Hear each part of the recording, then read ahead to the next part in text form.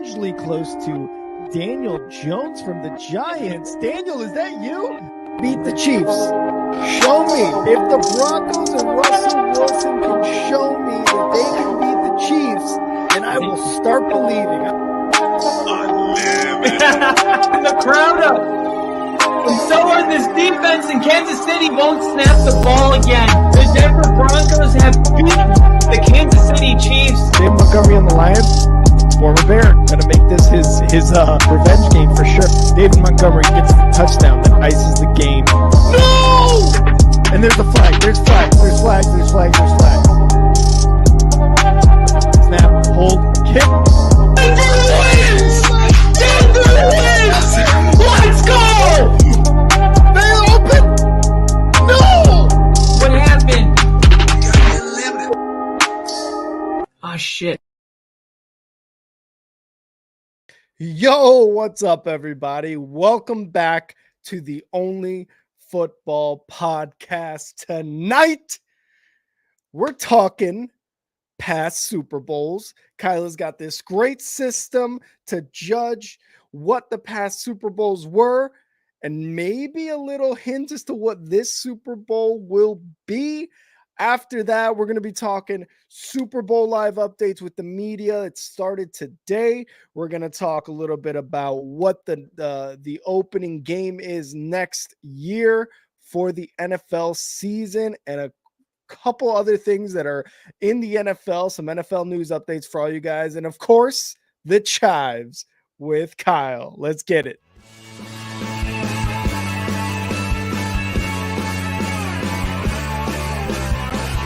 America is football. Football is America. And if you don't like it, you can kiss your candy ass. This is a moment in time. I don't give a damn. Oh my god. No. You love this. 30 to 27. No. Chiefs win. Chiefs win 30 to 20.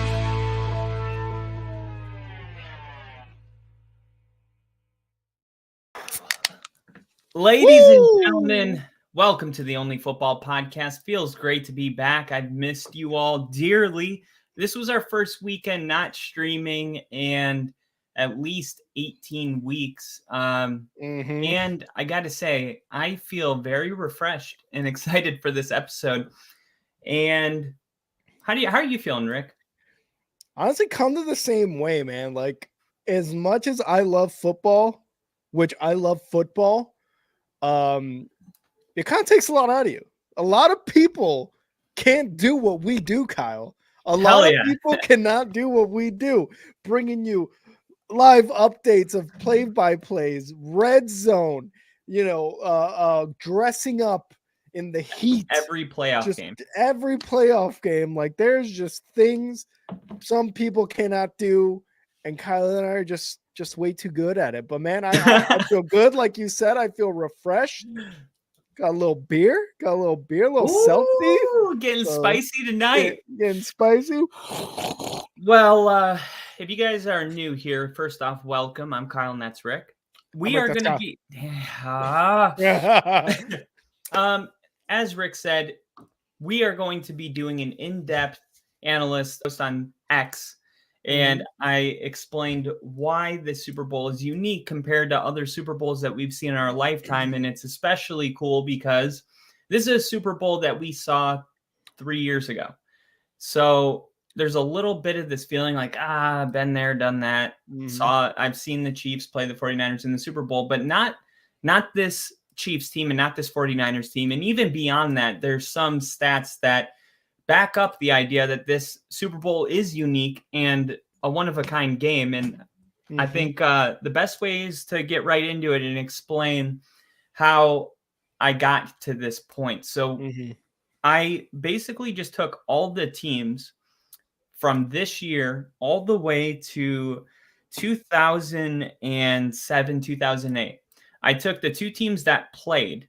I took where they were ranked offensively in points per game. And then I took where they were in points allowed, which is a defensive stat.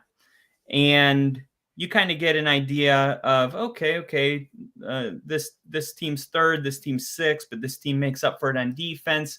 And a lot of them are very, very close. I'll give you an example. In 2019 and 2020, when Kansas City and the Chiefs, or when the Chiefs and 49ers played, the Kansas City was ranked 5th offensively, and the 49ers were 2nd, and the Chiefs were 7th defensively, and the Niners were 8th. There was only a 2-point differential between that. And 2017, 2018, there was 0. They were exactly the same. So let's get into it. Wow, that's fucking close, dude. And the ones that are between 1, 2, and 0, you notice that those were very close games that came down a lot of the times to a last-second field goal. So, yeah, although there are a lot more metrics to kind of gauge a defense besides points per game, it is probably the biggest one. Yards allowed. I could have gone even deeper into it, but it's like the deeper you go, the deeper it never ends. So I just had to pick a spot where I was like, okay, that's good enough data where we can try to get some talking points off of it. So I guess the last thing to mention is what we do, and I'll give you this year for an example. So Kansas City's offense is ranked 15th. The 49ers are ranked 2nd. Defensively, Kansas City's 2nd and the 49ers are 3rd. So I add those numbers together to get a final score. Kansas City this year is 17. San Francisco is 5. Now, in this kind of score, the best you could be is 2, because that means you had the number 1 offense and the number 1 defense. And the higher your score is, the worse that your team is overall. So this kind of gives us a overall view of the team's value. The lower, the higher the value. And then we take Kansas City's a 17 this year. 49ers are a 5. That means there's a margin of 12 points between the two. And then we can kind of learn based on that margin how big the margin of talent is on two sides of the ball. And yeah, so I hope that makes sense to all of you. So, and then just for kind of an example, you say KC is 17, which means their offense is what? And their defense is what rank? Yeah, so Kansas City's ranked 2nd defensively in points allowed, and the 49ers are 3rd. Oh, okay. And then the KC's offense is 15th. That's how I got 17. With the 17. Just so you guys get this. Yeah, for sure. I mean, it's all for naught if it doesn't make sense. And I thought about that as I was making this. I was like, I hope that this is something that's easy to understand and useful, and not just me on a rabbit hole that no one cares about. Which I'm guilty of. I am guilty of those moments. All right, so we'll get right into it, and I guess the talking points will come as we go. So, like I said, this year Kansas City ranks 17, and the 49ers rank 5. And that means there's a margin of 12 between them. And like I said, there's some Super Bowls where the margin was 0, 1, or 2. This is a pretty decent margin in comparison to a lot of Super Bowls. So I think it's worth thinking about this for a second. Like, do you think that this offense is going to be a problem? Because, and we're not going to get into our predictions today, but I'll just say that there hasn't been a Super Bowl team that has even represented their conference in the Super Bowl with a 15th or worse ranking since 2015. That's almost a decade ago. Wow. If you look at, I'll just do offense. Last year, Kansas City was ranked 1st. Philly was 3rd. They met in the Super Bowl. Yeah. Rams 7, Bengals 9. Tampa 3rd, Kansas City 6, Kansas City 5, San Francisco 2, New England 4, Rams 2. There's a lot of that going on, which definitely reinforces the narrative that it's an offensive league, because it used to be the best defense would win the Super Bowl. That's still the case in a lot of these, but I don't think it's a coincidence that every Super Bowl has a top 5 offense. And in most cases, 2 of the remaining teams are both in the top 5 offensively.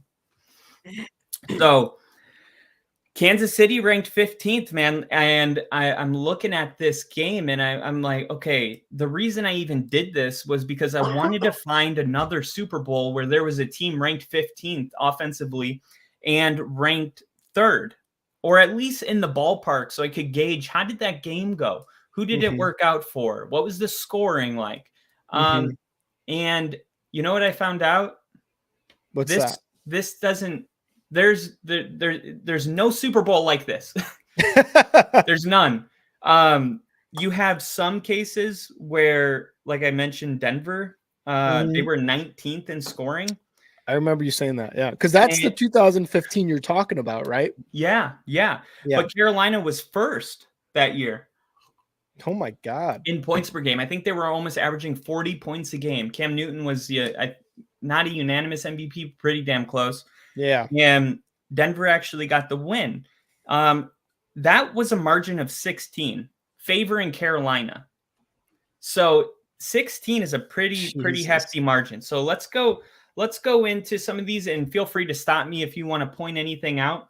So as a refresher, this year, Kansas City's 5th offensively. The Niners are 2nd. And then defensively, they're right there. Kansas City's 2nd, Niners are 3rd. So really, the offense is where the deficiency is for the Chiefs. Okay, last year, Philly and the Chiefs played in the Super Bowl. Kansas City had the number 1 offense last year. Philly had the 3rd best offense last year. Defensively, Kansas City was ranked 16th.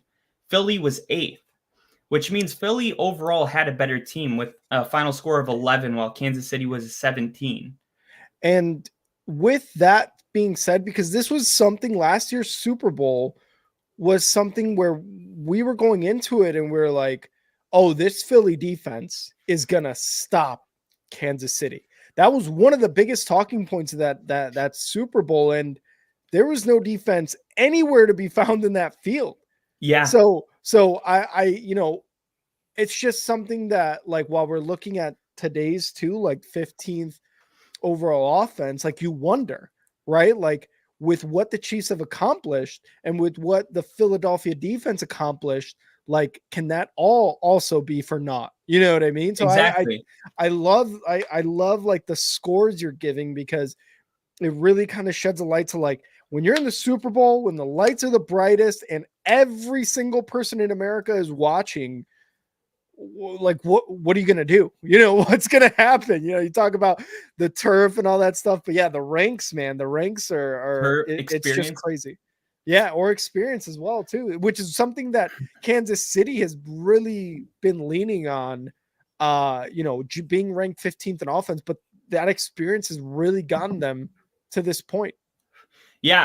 I think it's almost, the experience is almost at a level where if Kansas City's down 10 or less, it almost feels like it's a good thing for the Chiefs. like they're so comfortable coming back that it almost feels like when they're down 10, you just kind of have this feeling like, yeah, we're going to win this, because we always win when we're down. And that's where that experience kind of comes into play. And yeah, I mean, last year the margin was 6. So I would consider anything under 6 like pretty freaking close. Wow, I like it. I like it.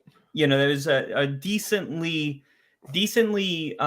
matched game, and the score suggests the same. Final score was 35-38, I believe. So, and yeah, none of these teams played any defense, but you had 2 of the top 3 offenses going at it. So that game kind of lines up. It checks out. The year before, we had the Rams and Bengals playing. This was an interesting year because, and you know, when we were watching that year unfold, when the Rams and Bengals made it to the Super Bowl, we were kind of like, this is a weird one. And we couldn't really put our finger on what was weird about it. Yeah. And doing these numbers, I found it. It's because the Rams were ranked 7th offensively, which is good enough to go to the Super Bowl, but it's not top 5. And the Bengals were 9th. And then defensively, the Rams were 15th in points allowed, and the Bengals were 17th. So you had 2, although they were evenly matched, they were both not that great defensively. So the Rams ended up winning that game. They had a better final score. Yeah. They scored 22 and the Bengals scored 26. So the margin between those two was only 4. Wow. Yeah, and once again, you have a last second I don't remember. No, it was a sack, and then they took a knee, but the Rams won by 3 only. Mm-hmm. So, really close right there.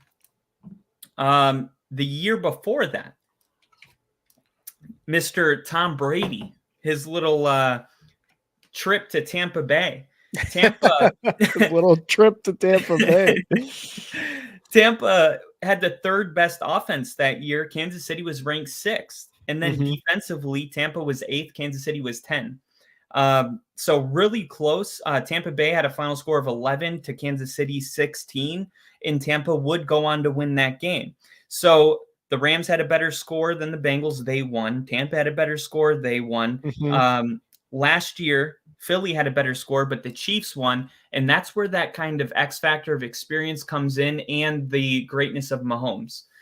So it's almost like an anomaly where it's like, okay, let's separate the Mahomes games a little bit. Not entirely, but a little bit. Let's give a little grace there. So yeah, we're seeing the better team win the Super Bowl the last 3 to 4 years. Besides last year, the Eagles were a better football team. 2018 to 2019, or 2019 to 2020. This was the rematch of what will be a rematch, 49ers and Chiefs. So when they met in the Super Bowl that year, the Chiefs were ranked 5th and the Niners were 2nd. And defensively, Kansas City was 7th and the Niners were 8th. So you have a final score, Kansas City 12, San Francisco 10, only 2 points between them. And once again, a very close game, fought all the way down to the wire. 2018, the Patriots were 4th, the Rams were 2nd. Defensively, the Pats were 7th and the Rams were 20th. So your final score was New England. God. Yeah. And your final score was New England 11, Rams 22. New England would go on to win that game as well. That one's interesting because of how shitty, well, not shitty, but like the defenses weren't ranked that high. Oh, well, the New England was 7th. I mean, that's Super Bowl caliber. Oh, if you have the number 4 offense and the number 7 defense. And Tom Brady was on the team. But you're right. The Rams being ranked 20th, making it to the Super Bowl, that's shocking. That one, I guess that's kind of what I meant. The Rams defense being 20th, holding the Patriots to 11. That year, it was, and you kind of noticed it too that year with the Rams with Goff. That was Goff's second or third year, whatever it was with the Rams. There was tons of points scored, and there was tons of points given up by that Rams team. So for them to only give up 11 in that, probably one of the most boring Super Bowls I think I've ever watched, is actually impressive too. This is like the two sides of the coin where we talked about Philly last year and then the Rams, because look how dominant that Philly defense was, and then look how many points they gave up, and look how mediocre that Rams defense was, and look how many points they gave up. I mean, they gave up literally a third of what Philly gave up. In the 13-3 Super Bowl? Well, I mean, the Rams only gave up 13 points. Well, that's what I'm saying. Like, they were 20th, and they gave up only 13, whereas the Philly was 6th, 5th, something like that last year. Last year, Philly was defensively, they were 8th. And it's just like that's 12 entire spots and points per game, right? Like, and the fact that they gave up over 30 is just insanity. Crazy. Yeah. And that's kind of why, like, as you go on, like, it's not a perfect by any means, because it doesn't account for the fact that the Rams had their best defensive performance in this game. All right. Yeah. I mean, up until this point, they weren't holding teams to 13. So there is a little surprise here and there. That's definitely a one that came to my mind as well. I was like, well, they were just so shitty. How'd their defense hold them to 13? That was a good offense. That was such a weird Super Bowl, man. That was a weird one. Okay, the year before that, New England and Philly met. And I remember this was in A school for us. And Philly was ranked 3rd offensively. The Pats were ranked 2nd. Defensively, Philly was 4th. New England was 5th. You know what the overall scores for both teams are? 7 and 7. 0. There is a 0 margin between them. This is probably one of the more balanced Super Bowls we've ever seen. The final score of that game was 41-33. Damn. So a close game. And then once again, you're seeing the offense kind of surpass the defense. Like it's not like you're looking at this and you're like, oh yeah, that was 2 top 5 defenses going at it. It was 2 top 5 defenses, but look at the scoring. That's kind of taking precedent over defense in this new era. And actually, if you go back and look at the Kansas City was the best offense last year. They won the Super Bowl. The Rams were better than the Bengals. They won the Super Bowl. Tampa better than the Chiefs, won the Super Bowl. Kansas City, they were worse than the Niners, but that's only one. And then the Rams were better as well, but only by 2. And the Chiefs and 49ers were only 3 apart. But for the most part, the better offense is going to win these games, it appears. But that Super Bowl with 2 teams with a final score of 7, that's about as complete as it gets as far as meeting in the Super Bowl. The year before that, New England played Atlanta, and Kyle Shanahan and Dan Quinn boasted the number 1 offense in scoring in the NFL, but the Patriots were 3rd. And that was pretty close. And now here's what's weird. Atlanta was 27th in points allowed defensively that year. Holy shit. And it's always like that. You have the best offense.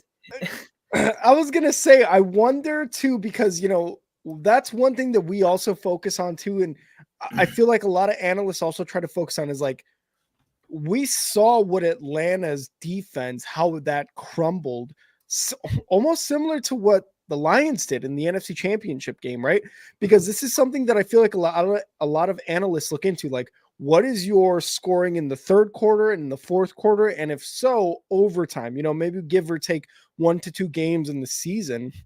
But Atlanta just crumbled. And like we saw with the Lions just last week, could that happen again? And is that one of the reasons, kind of what you're saying, where you saw that offense start to kind of take over the NFL? Like the better offense is going to win. It is no longer a defensive game. Yes, you can have a good defense, but do you really need one in the Super Bowl? I mean, you could say throughout the playoffs, but you got to the Super Bowl. That was the playoffs. The Super Bowl is the thing. So do you necessarily need a top tier defense to win the Super Bowl? And I mean, clearly, I think the answer right now is probably not. It helps, but it's probably not. It's not a necessity. Now, another thing, and this is really, if you love this kind of analytic stuff like this, and I have to stop myself from going this deep, but you look at Atlanta, number 1 in scoring. Okay, but what does that mean? That means Atlanta is scoring pretty quick. And if you look up their time of possession, they were actually pretty low. They were in the middle. They were 14th. So they were scoring so quick that their defense was either getting exhausted or they felt like they were on the field for most of the game. In comparison, exactly. In comparison, Philly was the number 1 team in time of possession that year, and they were the 4th best defense. So when you're able to keep your offense on the field, your defense naturally will give up fewer points because they're not on the field. But when you have the number 1 ranked offense, sometimes the defense spends a lot of time on the field because you keep scoring so damn quick. And I think that's Yeah. what happened to Atlanta that year. And that's an interesting thing too, because now you start to, because really, like, if you're a head coach, almost you're like, I want to have the most time of possession, and obviously you want to score at the end of those possessions, whatever they may be, 7, 8, 9 minutes, right? Type of drives. Because if I want a top tier defense, I need those legs fresh, and I need those legs fresh and a 3 and out immediately, right? So that's actually interesting too, is like maybe defensive performance, especially through an entire 4 quarters, is like largely dependent on time of possession and what you do with that possession. Can you score field goals in 7 minutes? Can you get a touchdown in 8.5? Something like that. Like that I wonder if, maybe not necessarily having the most high flying offense or the most, running down your throat type of running game, or just a savage type of defense. Like, I wonder if time of possession is going to be something that coaches really try to hone in on and focus on kind of moving forward, right? Like offensive, production is definitely something that you really kind of look at and really want to accomplish in the NFL nowadays, is kind of what we were talking about earlier. But time of possession too has to be huge kind of going forward from here. I totally agree. And even a team like you look at Baltimore, they were 8th in time of possession, top 10, and they ended up with the number 1 rushing team that year. So Mhm. it's one thing to be and this kind of goes into exactly what you're saying. It's one thing to lead the NFL in scoring. It's another thing to lead the NFL in scoring with a top 3 rushing attack. That's where Yeah. time of possession comes in. Yeah. I know when we had Manning throw for 55 touchdown passes, we didn't lead the NFL in rushing for damn sure that year. On this episode of How to Make It About the Broncos. Well, no, it's exactly like it's a really good example of how even the best scoring team, sometimes their defense gets the shit end of the stick, which is kind of crazy to think about, that they got to run back out there because you couldn't maintain a long possession because you scored so fast.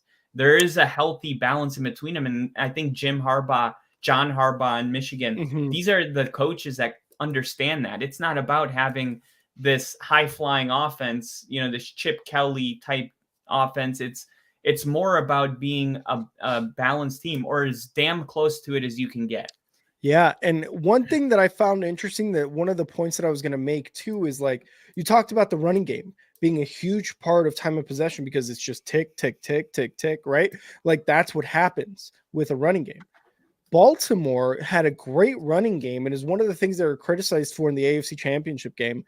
Baltimore was this season overall 9th in time of possession, excluding OT, at 30 minutes and 55 seconds, which is roughly half the game. Cleveland was number 1 at 32.29 per game. And their running game wasn't something that is necessarily like great, because Chubb did get hurt, pretty early on in the season. Yeah. And then you also look at Buffalo being second, the Bears being third, the Cowboys being fourth. And the Cowboys didn't have a really good running game. The Bears definitely had a good running game, and Buffalo also had another good running game. So I wonder if, like, a lot of these things are like, yes, it's definitely the run, or it's how many passes can we get over the middle instead of to the sidelines? How many, how often is our defense getting it there? But I really like the running game aspect kind of put into that time of possession talk, because I feel like maybe it's a little too early to say, but I think the NFL and maybe some teams are starting to go that route again, where the running Yeah. game is going to be a huge proponent of the offense, and it's no longer strictly on the arm of the quarterback. It is going to be a little bit more like, we need a good tandem running back duo. We need to get a good duo at tight end position to kind of pass it over the middle to also keep the time going. I don't know, man. I think that stuff is just so interesting to It kind of. is. And what did you say about Baltimore when you said 30 minutes and 55 seconds excluding overtime? Yeah, 30 minutes 55, and that was all of 2023. So what we're talking about now This actually, if you're not a football nerd, maybe don't love it, but this is we just basically cracked the code to some of the greatest coaches, because in 2017, do you know what the Ravens were in time of possession, the average per year? What's that? 30 minutes 47 seconds. No shit. That is literally Nat's ass right there. Then you go to 2018, Baltimore's number 1. 2019, Baltimore's number 1. 2020, Baltimore's number 3. So this is a part of some of these coaches' full philosophy. This is something that doesn't get talked about enough, but Harbaugh gets something that we're discussing here. We might not get it to the level he does, but it does show how important that time of possession is, because like you said, the more that these quarterbacks are slinging the ball for 500 yards, the more important it is to keep them on the sideline. And you can't do that if you're scoring too quick. You're just going to get in a shootout. Yeah. You got to find a way, and it might come off as boring, but if you look at a lot of the teams that lead the NFL in time of possession this year, 2023, like you said, Cleveland was 1. They were in the playoffs. Chicago is 3rd. They didn't make the playoffs, but they could have if they would have been playing better earlier. Yeah. And they had the best running offense in the league. So that's why they're up there. But then Dallas is up there, Detroit, San Francisco, Baltimore, Kansas City. You got 7 of the top 10 teams were all playoff teams. I was going to say, do you think it's weird that Carolina is top 10 at like 31.06? Do you think that's a little weird? I do. I was like, because the offense was one of those things that did not work, and yet somehow they were dominating, in a sense, time of possession. You know what I mean? Yeah, and had like no points to show for it. Zero. I mean, try figuring that out. And I feel like that's one of the things that is like the most important part is the execution. Yeah. What do you do with your 6-7 minute drives? Do you get field goals? Do you get turnover on downs? Do you have to punt it at the 47-yard line of the opponent? Like, what are you doing with that time of possession? So yeah, I think that too, like you said, is like, not, the coach's philosophy. It kind of ties into what we're talking about. When past Super Bowls performances, points per game, can you build an offense that wins the time of possession, executes in the red zone with those time of possessions, and gets you those points per game that, usually propel you into the Super Bowl, which is exactly what we're talking about now. And you talked about the Ravens, obviously they weren't in the Super Bowl since 2012 against the 49ers, but it almost seems like that was something that, like, Harbaugh, for example, was, like you were saying, like, these coaches' philosophies, they're getting it down, and they're getting it down early because they're clearly, there's a level of success that some coaches don't get to experience, like those coaches. Yeah, and Carolina was actually 31st. They were dead last. There was a tie for 31st. I know there's 32 teams, but they were 31st, and somehow they were so high in the time of possession. Yeah. So, yeah, there's going to be a couple things that are weird, and they were 20th in running, in rushing yards per game. So it's like, okay, how did they have the ball so damn long? They're not running the football. They're not scoring touchdowns. They're one of the worst passing teams, like mystery. Yeah. Like total mystery. There is some sort of black hole going on with the clock in Carolina. I don't know what that's about, but yeah. It makes absolutely no sense. But all right. So, okay, we'll move on to the next Super Bowl. We left off with the Atlanta in New England Super Bowl. And I think it's worth pointing out, up to this point, the greatest margin of victory that we've even talked about was Tampa Bay, their win over Kansas City, 31-9. Now, that was a good fashioned blowout that we forgot about pretty quick because, Mahomes made up for it. But what was the that game? What was the Kansas City was 16 and Tampa was worth 11. There was only 5-point margin between them. So that was a little surprising, but that whole season was kind of like Tampa Bay just clicking at the right moment, and they kept getting better, where it seemed like the Chiefs maybe plateaued a little bit. But moving on to the next Super Bowl, we have the 2015, the only Super Bowl that is not in Roman numerals. It is in plain English, Super Bowl 50, and the Denver Broncos won the Super Bowl. And Woo! yeah, dude, I was so happy just typing this out. I was like, oh my God, I can't believe that something that was only 10 years ago feels like so long So ago. long, yeah. But it's so cool to have your name on the list of Super Bowl winners, like in the last 15 years. Because as you see, there's only like 7 different teams on here. That Most sucks. of it's New England and whoever they played. We got Nick in here. Did someone say Super Bowl 50? Let's go, baby. I got some really cool merch. Once I get my stuff here, I'll show you from my friend Morty. His dad works at the Super Bowl every year, and they scored me some like merch, and it has the Panthers on it, unfortunately, but it has the Broncos as well. So, damn. Yeah, some sick ass merch. So, okay, Denver was ranked 19th offensively. Carolina was the number 1 offense in the league that year. Defensively, Denver was 4th, Carolina was 6th. That's almost a complete wash. So you would think, looking at this, that Carolina would probably mop the floor with Denver.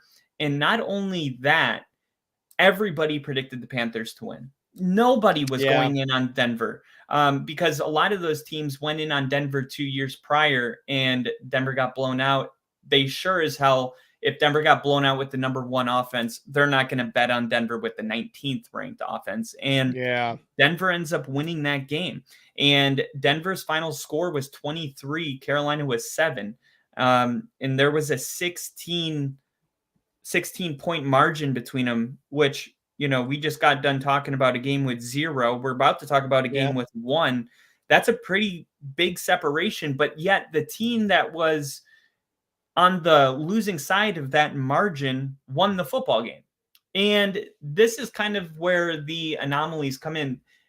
It looks like most of the teams that are on the wrong side of these numbers win the football game. And that doesn't make any sense to me. Like when 0. When it's close, the better team normally wins. But when it's like, and we're about to get to it in a couple, you're going to be what the fuck? No. Okay, so Denver wins the Super Bowl, margin of 16 between them. 2015, 2014, 15, New England and Seattle made it to the Super Bowl. New England was 4th offensively. Seattle was 10th. Defensively, Seattle had the number 1 defense and New England had the 8th. So you added them up. New England had a final score of 12. Seattle, final score of 11. There was only 1 point between them. Is that the infamous goal line? Yeah. And yeah, like no surprise, right? That game came down to the wire. So sorry, I froze up there. Oh, you're good. I got you back. The year before that, 2013, Denver had the number 1 offense in the league. Seattle was 8th. Defensively, though, Denver was 22nd and Seattle was number 1. Final score, Denver 23, Seattle 9, 12 points between them. Seattle won. I thought you were about to say Denver won, and I completely forgot that you had just said like 3 minutes earlier, like, hey, you know, Denver lost 2 years prior and everybody was picking them or whatever. So yeah, I wish they could have won 3 and 4 years if they would have had a better team, but anyone can say that. So Adam, we will see you Sunday. Make sure to tune in here. It's gonna be hot, Adam. It's gonna be hot here. It's gonna be hot. And for all of you joining us, appreciate you guys being here. And this is all gonna circle back to this game. So if you're loving this, awesome. If not, bear with us. It's almost over. It'll come back around. So, okay. If you don't like it, fuck you. That was Rick, not me. Okay, 2012, 2013, Baltimore won the Super Bowl against the 49ers, and that was the infamous lights going off at halftime. Baltimore had the 10th ranked offense. San Francisco had the 11th ranked offense. Baltimore was 12th defensively. The Niners were 2nd, which means that Baltimore had a final score of 22 and San Francisco 13, a margin of 9 between them, favoring San Francisco, yet Baltimore won the game. Interesting. The year after that, now this is when we really get weird. We're going to get real weird in this game. This is the Giants and the Patriots, okay? Oh, and this yeah. is the second time they played. So the Giants had the 9th ranked offense. New England had the 3rd ranked offense. But the Giants had the 25th ranked defense, and New England had the 15th ranked defense. And yeah, and the Giants end up winning that game. The final scores, New England final score of 18, Giants 34. So 16 points between them. Wow. And the worst team won, statistically, right? And I just find that really, really strange the more we see that, because there's kind of been this thought that, okay, the team that's on the losing side of that margin maybe can win if they have Tom Brady or Peyton Manning or someone like that. But this is, this is Eli Manning. So there is a little bit of just like, we don't know what happened that day. The New England Patriots were the more complete team, but I thought it was interesting that both of those teams were on the bottom half of the NFL in points allowed, 15th and 25th. So I think what happened was there was, an emphasis on offense, which really kind of sparked, I think, after the Rams' Greatest Show on Turf, and it just kept getting more and more popular to have a great offense. But then there was a point where, like, hey, we don't care about defense, let's just get an offense. But then those teams started getting beat by those great offenses, and they're like, oh shit, if offenses are getting better, defenses has to get better. And I think this Super Bowl was kind of a turning point where it was like all offense. And then after the Super Bowl, teams started investing in the defense to slow down the offenses. And that's why moving forward, you see all the teams in the Super Bowl, most of them have a top 10 defense. Yeah, like Legion of Boom, the Denver defense. I think the Ravens had a very good one as well, right? After that, yeah. The Ravens were 12th, which is the worst defense, from then on until the Rams were ranked 20th. Kyle, but yeah, all this has been trumped by what Nick just said. The statistically bad team has that dog in them. That's how they got to the Super Bowl. So just throw all the numbers out, and Nick figured it out. That's true, though. That is definitely, it's not wrong, having the underdog mentality. There's, especially, look at the Giants were 7-9 as a wild card. No one took them seriously, and they made it all the way to the Super Bowl. By the time you get there, it's almost like there's like a magic, a spell or something that you can't measure going on. Did you see there was a viral video too, kind of speaking about the Giants and the Patriots? It was Eli Manning going against Super Hot Fire or whatever his name, that rapper kid, the black kid with the glasses, when he's like, he says something and the crowd was like, oh shit. Oh yeah. Like, it's not even like that great. It's not even great. And it's funny because like it's Eli Manning and he's like, Are you ready? And it's Eli Manning. And he's like, I'm Eli Manning. I'm nice. Tom Brady's the GOAT. Psych! I beat him twice. Oh shit! It was amazing. It was a great video. If you guys haven't seen that, you want to talk more. That sounds like a fucking awesome video. Actually, you did a great job of breaking it down for us. I feel like I was there. Okay, the year before that, the Patriots and Rams, or no, that I got lost here. Okay, the year before that, the Steelers and Packers played in the Super Bowl. Steelers and Packers. Steelers had the 12th ranked offense. Green Bay had the 10th ranked offense. Defensively, Pittsburgh had the number 1 defense in the league. And a lot of people might have forgotten, Green Bay had the 2nd best defense in the league, which means this was one of the closely matched Super Bowl games in the last couple decades. Green Bay gets a final score of 12. You add 10th offense, 2 defense to Pittsburgh 13. Green Bay had the slight edge, and they win the Super Bowl by a slim margin.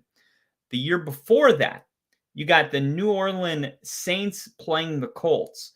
Sean Payton, what he did with the Saints in such a quick time was incredible. The Saints went into that Super Bowl with the number 1 ranked offense. The Colts with Manning had the 7th best offense. And then defensively, though, the Colts had the edge. The Saints had the 20th ranked defense. The Colts were 8th. So final score, New Orleans 21, Colts 15. And the Saints would go on to win that game. Although that one was a close game as well. The margin between them was only 6. Okay, going the year before that, there's only 2 more years I got in here.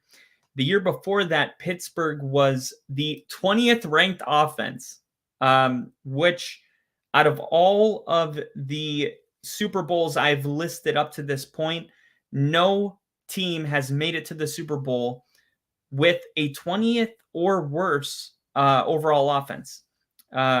Besides the Super Bowl, no, even Denver was 19th in Super Bowl 50. So that was kind of like, whoa, okay. So you can't have a 20th ranked offense and make the Super Bowl. Well, you can if you have the number 1 defense. And that's what the Steelers had that year. So 20th offensively, 1st defensively. The Cardinals, team they were playing, was 3rd offensively, but look at this. They were 28th defensively. Both teams were great at what the other team was lacking. And it did set up to be a very balanced game. Arizona's final score was 31. You had the 3 to the 28. And then the Steelers were at 21. 20th offensively, 1st defense. That was another close game. But what you'll see when you look is that 95% of these Super Bowls, especially in the last 10 years, there is not a team that has a 15th or worse offense. So Kansas City going into this game with a 15th ranked offense is a concern. And I just got a text from Rick. He said his power went off. He'll be right back with us. So the 2008, 2009, we know the Steelers ended up winning that game. Came down to the wire. I think James Harrison had that 99-yard fumble recovery return in the last seconds of the first half. That was a crazy game, ending with the Santonio Holmes toe touch grab. One of the great Super Bowls in my memory. 2007, 2008, it was that rematch. Well, this was the first match, since we're going backwards, between the Giants and Pats. New England had the number 1 ranked offense. The Giants were 14th offensively. New England had the 4th ranked defense. The Giants were 17th. So the Giants, honestly, on paper, were a mediocre team. They were 14th and 17th, right? The margin between these, 26. New England's final score was 5. Number 1 offense, number 4 defense, 5. The Giants, 31. This is a massive margin, the biggest margin in the last 24 years. And the Giants won the football game. Now, they didn't have the better quarterback. They didn't have the better defense or offense, but they won the football game. And that is why there's just certain parts of this that, we're not going to be able to understand fully. A lot of it has to do when you see those lopsided games, the person on the wrong side of that lopside wins the football game, like the Giants in this case. A lot of these teams just got really hot late in the season. And that is like Nick said, that is that dog in them. Now, the last one I'll say was 2000, because I went from 2006, 5, 4, 3, 2. All I was doing was looking for a team that was ranked 15th offensively. That's how this all started, because the Chiefs this year had the 15th ranked offense. I was just trying to find a similar team, and this is as close as I could get. And it's still not that close, because in 2000, 2001, the Giants were ranked 15th offensively, and the Ravens were 14th offensively. But defensively, the Giants were 5th and the Ravens were 1st. So looking at that, it's like, okay, well, I finally found my offense that's ranked 15th. But defensively, or on the other side of the ball, the Ravens were 14th. This year is different. The Chiefs are 15th, but the team they're playing is second in points per game. So this whole thing was only so I could find, okay, this year, this team was 15th, this was second. Okay, this one's really close. I was trying to find a close game so I could look at the final score and, try to see if that could be a final score prediction for this game. I could not find it. Every single game I went through, there's nothing like it. You have your teams that made it to the Super Bowl with a 15th or worse ranked offense. But in a lot of cases, their defense was just as bad, or the team they were playing also had a bad offense. So what makes this Super Bowl so different is that they're going to be playing a number 2 offense, and defensively, it's a wash. But there's a ton of examples of the team that is on the wrong side of these margins winning the game. And a lot of that has to do with experience. And a lot of that is probably why people are going to be still picking the Chiefs to win this game. But I was shocked when I went through all these Super Bowls and I couldn't even find something ballpark of what we're going to see this year. So I would say that it's not so much a run it back of 3 years ago. This is a totally new Super Bowl, very unique in nature. Kansas City making it to the Super Bowl in the first place on a down year where Mahomes has the 15th ranked offense. Crazy, right? And then Brock Purdy and the fact that he hasn't had a good game since the Ravens in the regular season. He had a decent game last week. He was able to come back, and that is definitely like hats off to Brock Purdy. And so I got the Brock Purdy shirt on. But let's be real. The 49ers offense that's ranked second in points per game. Is it second? Yeah. Second in offensive points per game. We haven't really seen that team in a while. And there's been major parts of the regular season where the 49ers have looked like a complete juggernaut. And then we did a deep analyzation of how Deebo Samuel completely affects the game. Unlike maybe any player, especially in Kyle Shanahan's scheme and the way he's able to spread the field. And Brock Purdy's just, in all of his receivers, he's got 4 or 5 different receivers in the top 17 in separation yards. Like a team like Green Bay only had 1 receiver in there. Deebo is so valuable to this team. And the question is, are the 49ers going to be like the team we saw the last couple weeks, or are they going to be able to use this extra bye week to get into full shape and look like the team we saw week 1 through 4 or 5, the team that we said Super Bowl winner, crown them right now, before they went on that losing streak without Trent Williams and Deebo. So I don't know.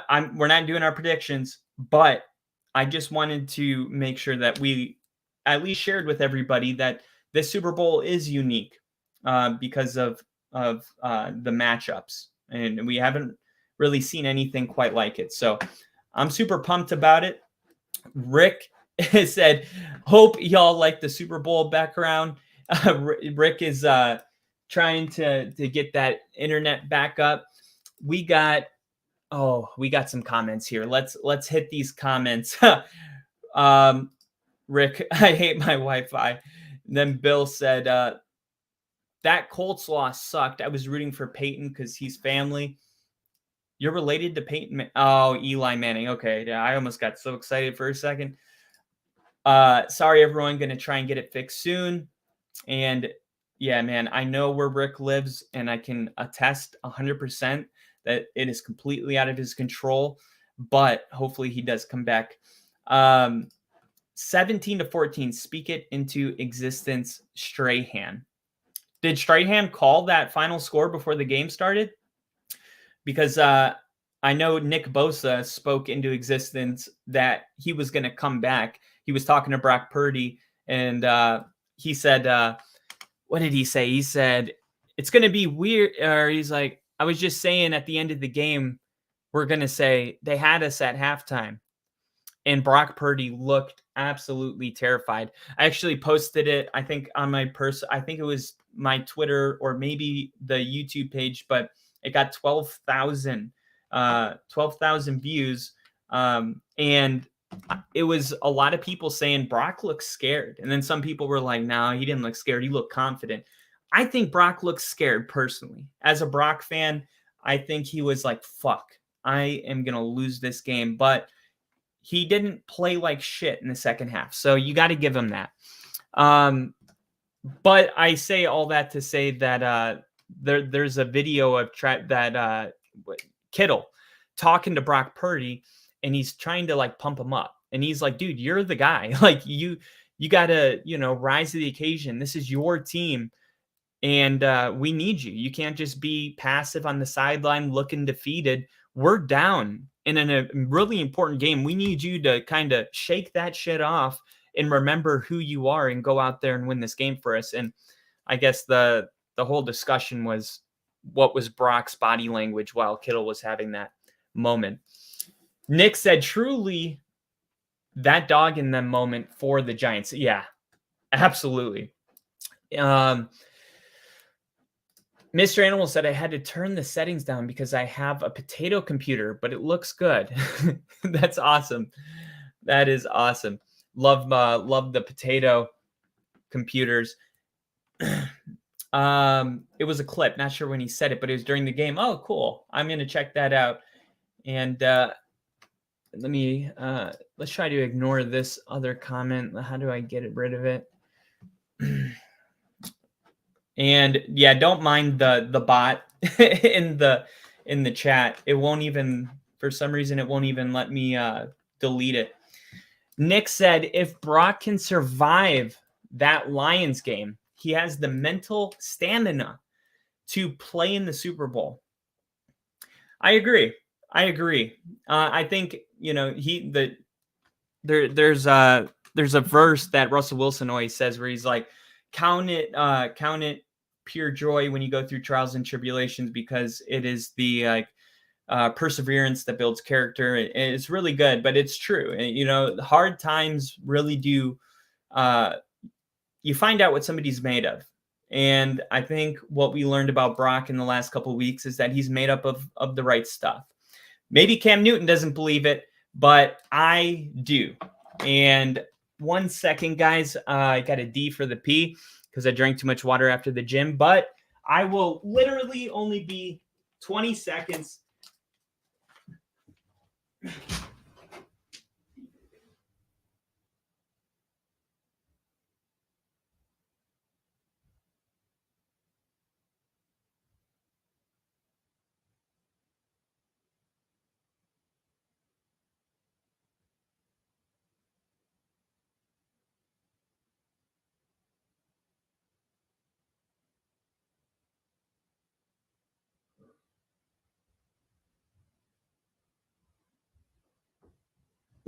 All right, I am back.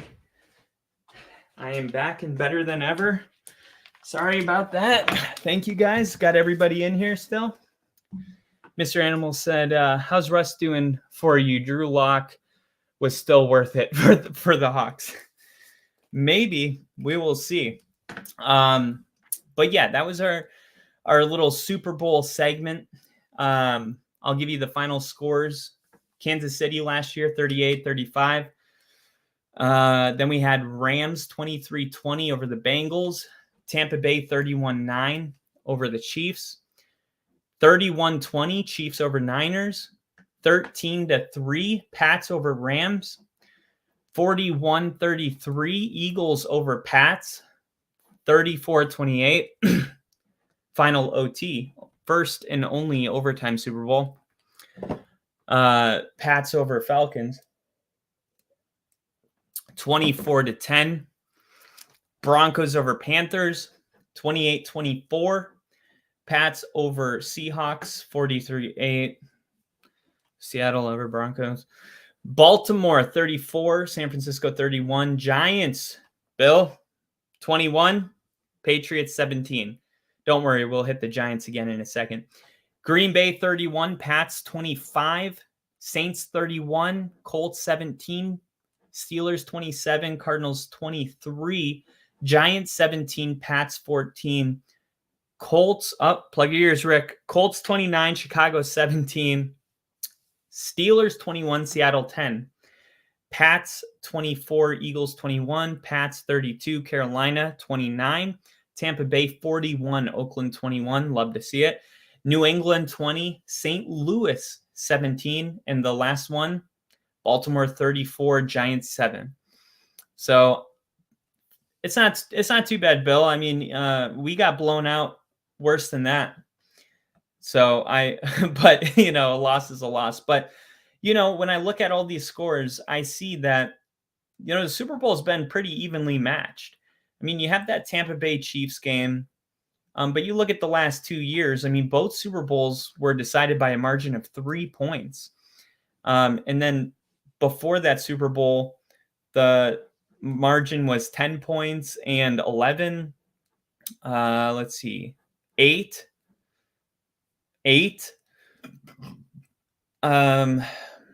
14, 4. So, every once in a while, and then Seattle, Denver, that was, 35. Every once in a while we get a blowout, but I'll say for the most part, these Super Bowls are pretty damn close. I mean, Packers 31, Steelers 25, 6-point margin, 4-point margin, 3-point margin. I think overall we get a really good game in the Super Bowl. And this year, I don't think is going to be a blowout for any team. And Nick said, what did Tom Brady get his first and last New England ring? Wait, did Tom Brady get his first and last New England ring against the Rams? His last New England ring. Yeah. He got his last ring in 2019, and his very first ring was against, the St. Louis Rams. But technically, that's two different teams because it was in St. Louis and one was in LA. But I mean, St. Louis people that are real Rams fans don't even consider St. Louis like a real thing because they were the Rams before the St. Louis. So yeah, I think it's going to be a really good game. Nick said, my point is we both going 8-9 last year, Animal Man. Oh, come on. No, we're not going 8-9. We're going to the Super Bowl. The Giants-Ravens started so fast. Like the first 5 minutes was crazy. Then we got destroyed. Yeah. It happens. It happens sometimes, but it's been a while. Remember in 1990, the Super Bowl that was in New Orleans, San Francisco 55, Denver 10. And you're like, wow, Denver's really been on the shit end of the stick for a couple blowouts. Well, 2 years before that, Washington 42, Denver 10. The year before that, Giants 39, Denver 20. So yeah, that our fan base has experienced a lot of blowouts. But we've also been to a lot of Super Bowls. It wasn't until like 4 years ago we were the only remaining team that had more Super Bowl appearances than we had losing seasons, which is a pretty big flex that is no longer available for us. We do have some NFL news to go through, some stories that I think are pretty cool. We talked about Dan Quinn and him going to be the head coach of the Commanders. But we also found out that, let's see, did I put it up here? Kingsbury, who said that he was going to go to the Ravens, is now actually going to go to the Commanders. And we've seen this before. Who was it? Josh McDaniels. I think he was going to be the head coach of the Colts, and then he pulled out and changed his mind. I thought this was interesting, to say the least. Like, okay, I wonder why. Well, when I went and thought about it, I guess I kind of I told myself that this happened because of where the Commanders are drafting. Because I think that there is a possibility of one or two things. I really wish Rick's power turns back on, because I really want him in here for this. I always want him in here, but especially for this part. But if you have to move up to the number 1 overall pick and you're at 2, you don't have to give as much as if you're at 12 or 5 or even 4. It's just one spot. Now, it could still cost a first-round pick next year, but you're probably not giving away a boatload of shit. Now, you could still end up giving away 3 to 4 draft picks and a player, but it's definitely not going to be the same kind of value you'd give away to move up, like the way the 49ers did for Trey Lance. So, or even what the Panthers did last year with the Bears. So, I'm wondering if the Commanders think that they are going to have a shot at selecting Caleb Williams if they stay at 2, meaning that they have maybe some insight that the Bears are either going to trade that draft pick and keep Fields, or they think that they're going to draft Drake May. And I made a post on the Only Football channel about the Raiders. Should the Raiders move up to number 1 so Cliff can coach Caleb Williams, because we know that they've worked together. And I think maybe Cliff thought it was more likely to work with Caleb if he took the Commanders job instead of taking the Raiders job, because there really isn't much attractive about this Commanders job. I mean, it's not a great team. It's got a brand new owner. You don't love the colors. They traded away a lot of the key defensive players, where the Raiders, dope uniforms, Las Vegas, you're, 40-minute flight from LA or about. It just seems like such more of an appealing place that you have to ask yourself, why would he turn down the Raiders job to go be an offensive coordinator for Dan Quinn? And I'm trying to think. So Antonio Pierce isn't going to be the offensive play caller. So it's not like the Raiders offense or the Raiders head coach is some offensive guru and Kingsbury wasn't even going to be a play caller. That's not the case. Like, he was going to call the plays for the Raiders. So there's none of that going on because, of course, Dan Quinn is a defensive guy. So both options, he would have been the play caller. The only difference I can see that would favor the Commanders is either he has a really strong relationship with Dan Quinn, or he's got his eyes on Caleb Williams. And we got Bill saying, good morning, FB. Had the USC head coach saying he'd like Caleb to go with Cliff because they have a good relationship. Don't know much about it, just heard it. And then Rick said, I want Scary Terry, a 2025-26 first rounder, and a couple of third rounders if Washington wants to move to number 1. You know what? If Caleb Williams is the next Patrick Mahomes, that's really, really high praise, but you know what they're saying about him. If he's that good, I think you easily part ways. And for the Bears, they just have to hope it doesn't work out, because if he does become the next Mahomes and you guys have a really good receiver, it's just not quite going to cut it. But at the same time, like, I really think they should invest in Fields. And I think with all those extra picks, you could really start building like one of the better teams in the league. Like, the Bears aren't that far away.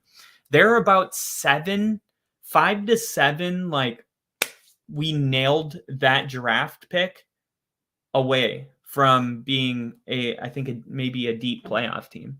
That's not that many people.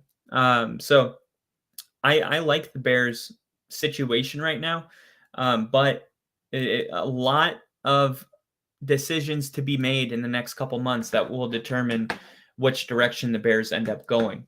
And Nick said Rick wants one of the Super Bowl trophies Washington has in the trade. Damn, that was messed up, Nick. I'm not gonna trade Fields to Denver for their first rounder and get O-line and D-line talent. Oh, all right. I hope I would love nothing more than Justin Fields if he became our quarterback, because Justin Fields has shown flashes, whereas college, you never know what you're going to get. Like, you could get a total bust and you just have to live with it. Whereas Fields, at least there's not a huge mystery to him.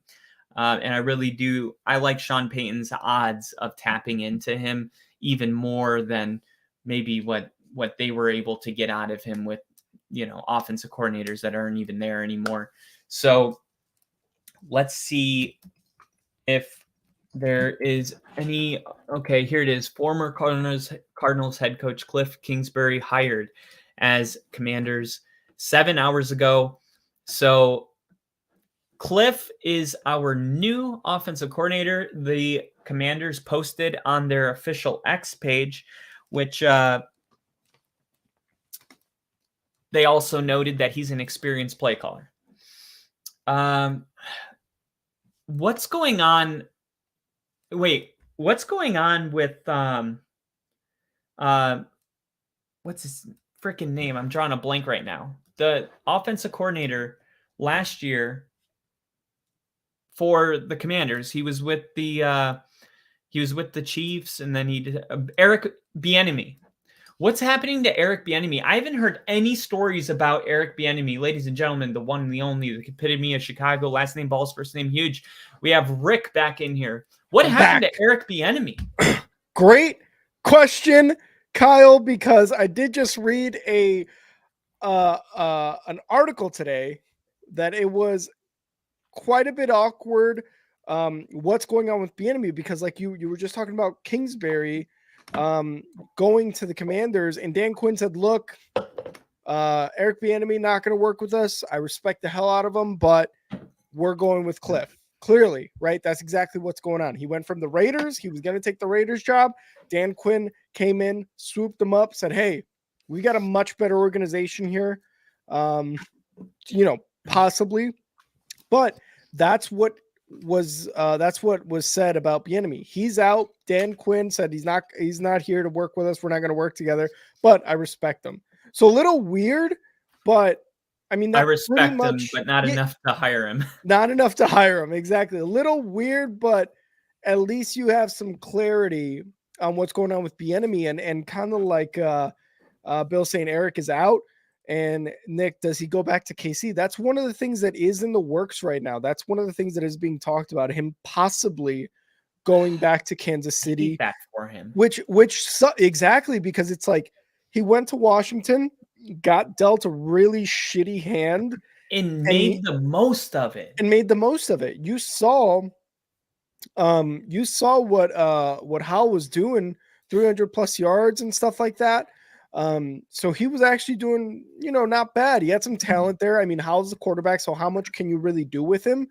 But he did have some talent, and he was able to get some stuff done. It just seemed like Eric Bieniemy was getting out from under the Andy Reid shadow, took a step forward, did some good stuff, and now it's like he's taking 2 steps back with this firing.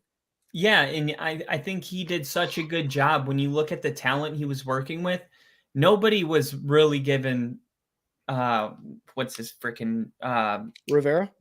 No, the quarterback. I love him. Howell? Sam Howell.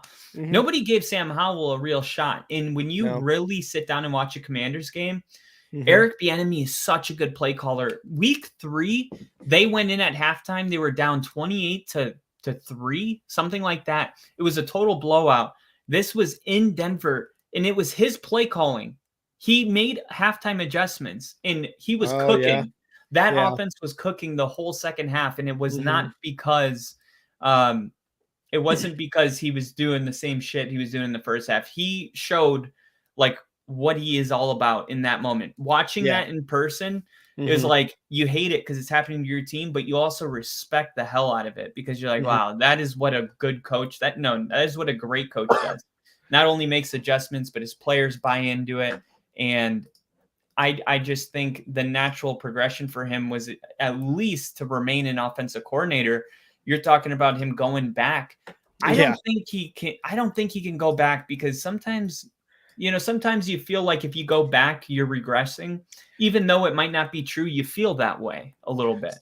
So then I guess like, cause I was thinking about this as well. When I heard the news about Cliff Kingsbury going to Washington, my immediate thought was, okay, so is Eric Bieniemy, is he a OC candidate or is he going to be a head coaching candidate? Because it seemed like this year was going to be the year to be like, hey, Eric Bieniemy is now a head coaching candidate, something along those lines, which he has been really most of his time with the Chiefs. But I think with this kind of like basically being fired or being out of a job, the head coaching, like I guess like allure of Eric Bieniemy is gone.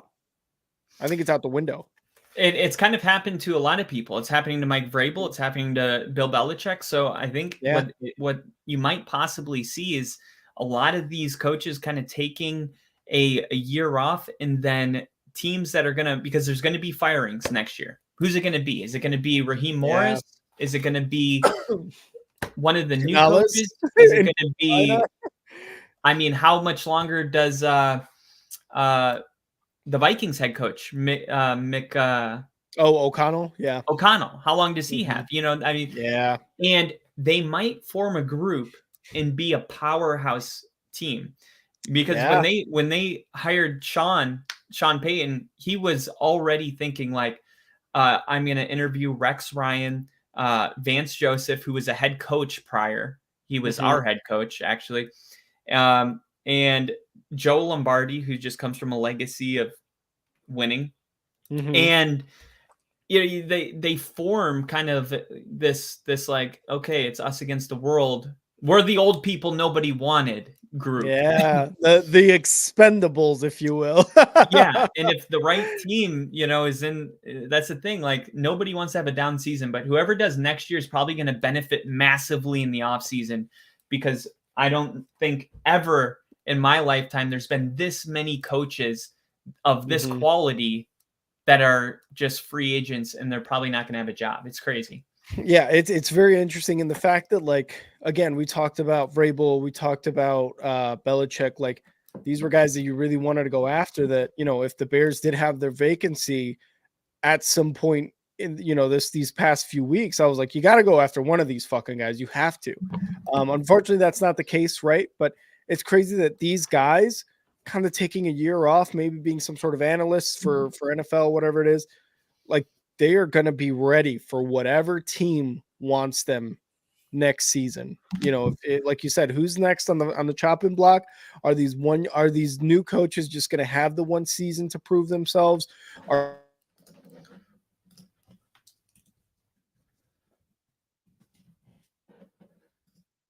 you going to see a boot? Yeah. So you just wonder those things. But yeah, it is very interesting that a lot of these guys did not get scooped up.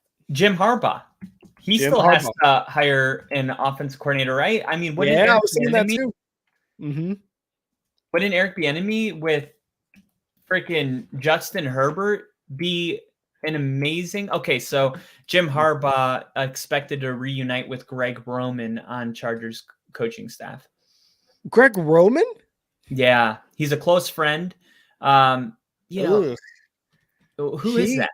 He was isn't he the Ravens guy? Didn't he coach like one of the worst Ravens offenses? Yeah. So first it was at Stanford, where Roman served as the associate head coach to Harbaugh with the Cardinal. Then Harbaugh made the leap to the 49ers. Roman followed and served as offensive coordinator all 3 of those years for 2011 to 14. San Francisco flourished in those years. They reached multiple NFC championship games and made it back to the Super Bowl in 2012. And after Harbaugh returned to the University of Michigan to become their head coach, Roman remained in the NFL with the Bills as their offensive coordinator. And he's led some of the worst offenses in the Ravens history. Yep. That first year, Roman joined Harbaugh's brother, John Harbaugh, as the Ravens OC, where he was 4 seasons the offensive coordinator until he stepped down after the wild card loss to the Bengals in 2023 last year. Oh, okay. So Jim Harbaugh will put together. So this is actually the first season the Ravens haven't had him as an OC, and look how good they're doing. Yeah. I mean, doing. They were number 1 in a lot of metrics offensively. So do you ever think that some of these coaches, like they just have these guys that they always hire, and it's not necessarily the best candidate, it's just their best friend? 100%. And I kind of talked about and Nick loves it. Yes, Chargers decision making is still questionable.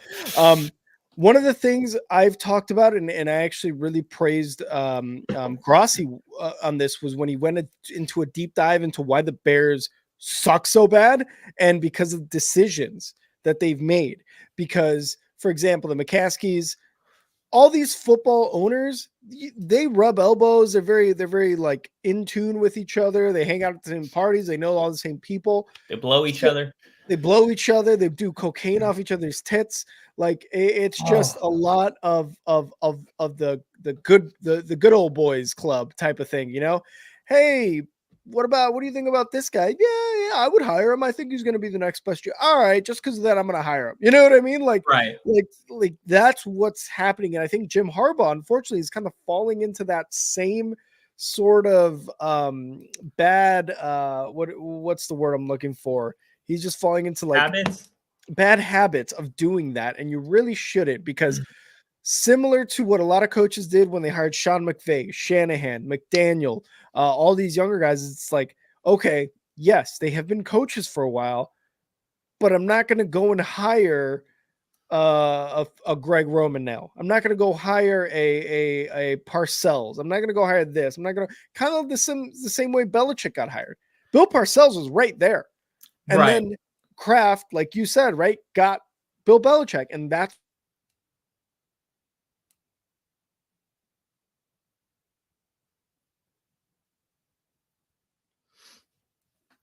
look what started.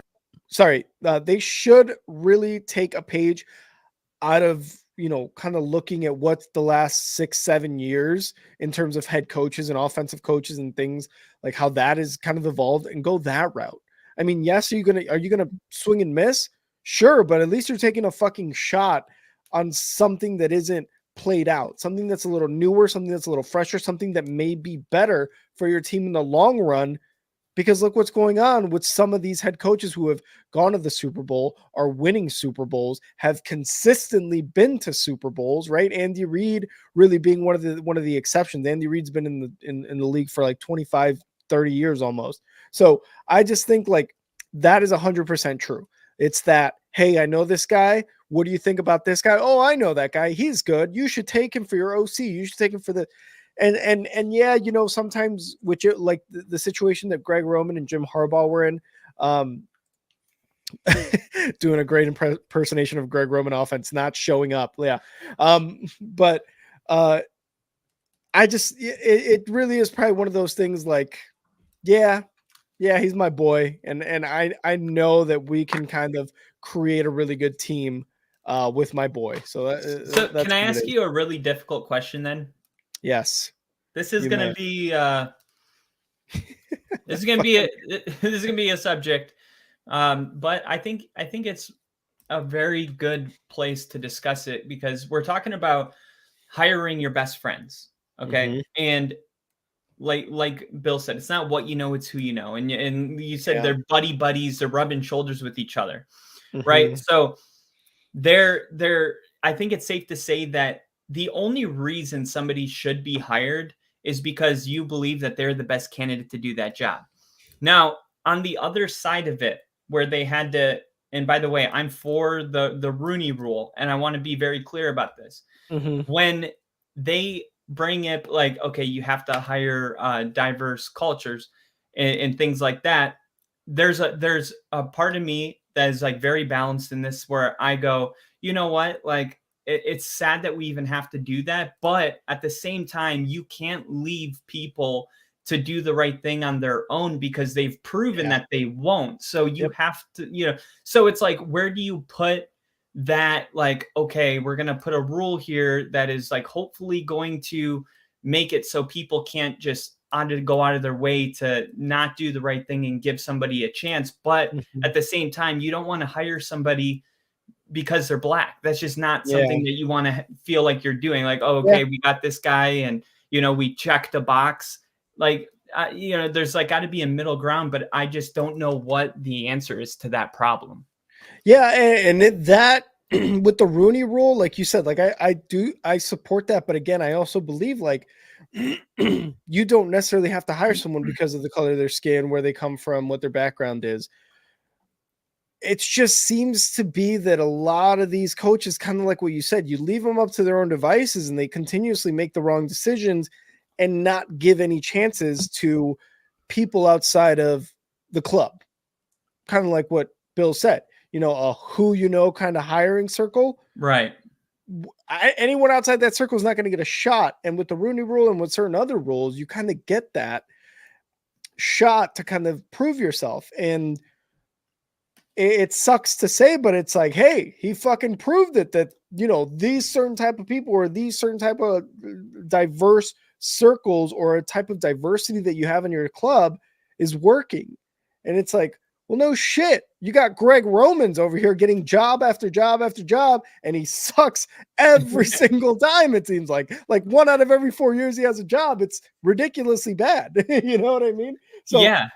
I get it. And you're right. It's like one of those difficult things to kind of maneuver around, because it's like, I want to hire my boy, but I also don't want this to just be like a shit show and for this to kind of go the wrong way because we're boys or something like that. You know what I mean? I do. And it sucks because like that was one of the things that Tom Grassi was talking about in that video describing the Bears. It just seems that it's like a big fucking circle of like, who do you know? Do you think he'll be good? Okay, I'll hire him. And it's like, no, go for the best fucking guy. Go for the one that fits your scheme or that you think will fit the quarterback and the offense. And if it works out, perfect. If it doesn't, then you swung and you missed. That's how the NFL is. Sometimes you have a really good one, sometimes you don't. You know what I mean? And there's so many, turning gears. There's so many things that go into that. The quarterback, the offensive coordinator, the QB coach, the head coach, special teams, all this and that. But like, stop hiring your Greg Romans. Stop hiring your boys. That's not going to work out every time. And stop, just hiring within this circle. Yeah, and I agree with everything you said. And another reason that I'm not particularly in favor of the rule is because I think sometimes, and I'm not in favor of it, I'm just indifferent and altogether about it. Certain aspects, yeah. Yeah. One of the reasons, because I think that it is actually, I don't think it's respectful to bring in a coach and it like Brian Flores. He was suing the Denver Broncos because he said that they were just checking a box. And on one end, like if John Elway wanted to hire Vic Fangio, but he has to hire these other candidates, I think it can come off as disingenuous because it's like, okay, we're checking a box over here. And then they go on to say like John Elway, he didn't ever want to hire me, but we literally had a black head coach for the last 3 years before that. It was not like John Elway wouldn't hire a black head coach. We just came off of a black head coach. So, but at the same time, you have to check these boxes. So here you are interviewing people and you're not even intending on hiring him. And I think that's just a waste of everybody's time. And I could understand why Brian Flores would walk away and be like, that was bullshit, And there's a good chance that a lot of people with the Denver Broncos were thinking the same thing about it. But it's just one of those things, you know. Yeah, it's like certain aspects you agree with, certain other aspects you disagree with. It's just the system it's not perfect. Will it ever be perfect? Who knows? Maybe, maybe not. It's Never. just the best. Yeah, and it's really kind of just like, hey, we're doing the best we can as we go along, similar to like changing rules or the Not saying the taunting R word. penalty. What's that? Not saying the R word, not Not littering. saying the R word. Things like that, like not just not necessarily saying, hey, slap it on there, band-aid, it's fixed. It's more like, okay, can we tweak it here? Can we tweak it over there? Can we paint this? Can we do? That's just how it goes, man. And it's all opportunity. So And yeah. the last thing I'll say about it is one of the reasons I like the rule is because if you're really looking at this like in 100-year time span, you could say right here where we are now, you could say, well, 90% of the coaches are white, 95 maybe. So how are we supposed to find all these black coaches? But that's the point. The rule potentially could only have to exist for a span of 20 years. I mean, look how many black head coaches there are right now in the NFL compared to 7 years ago.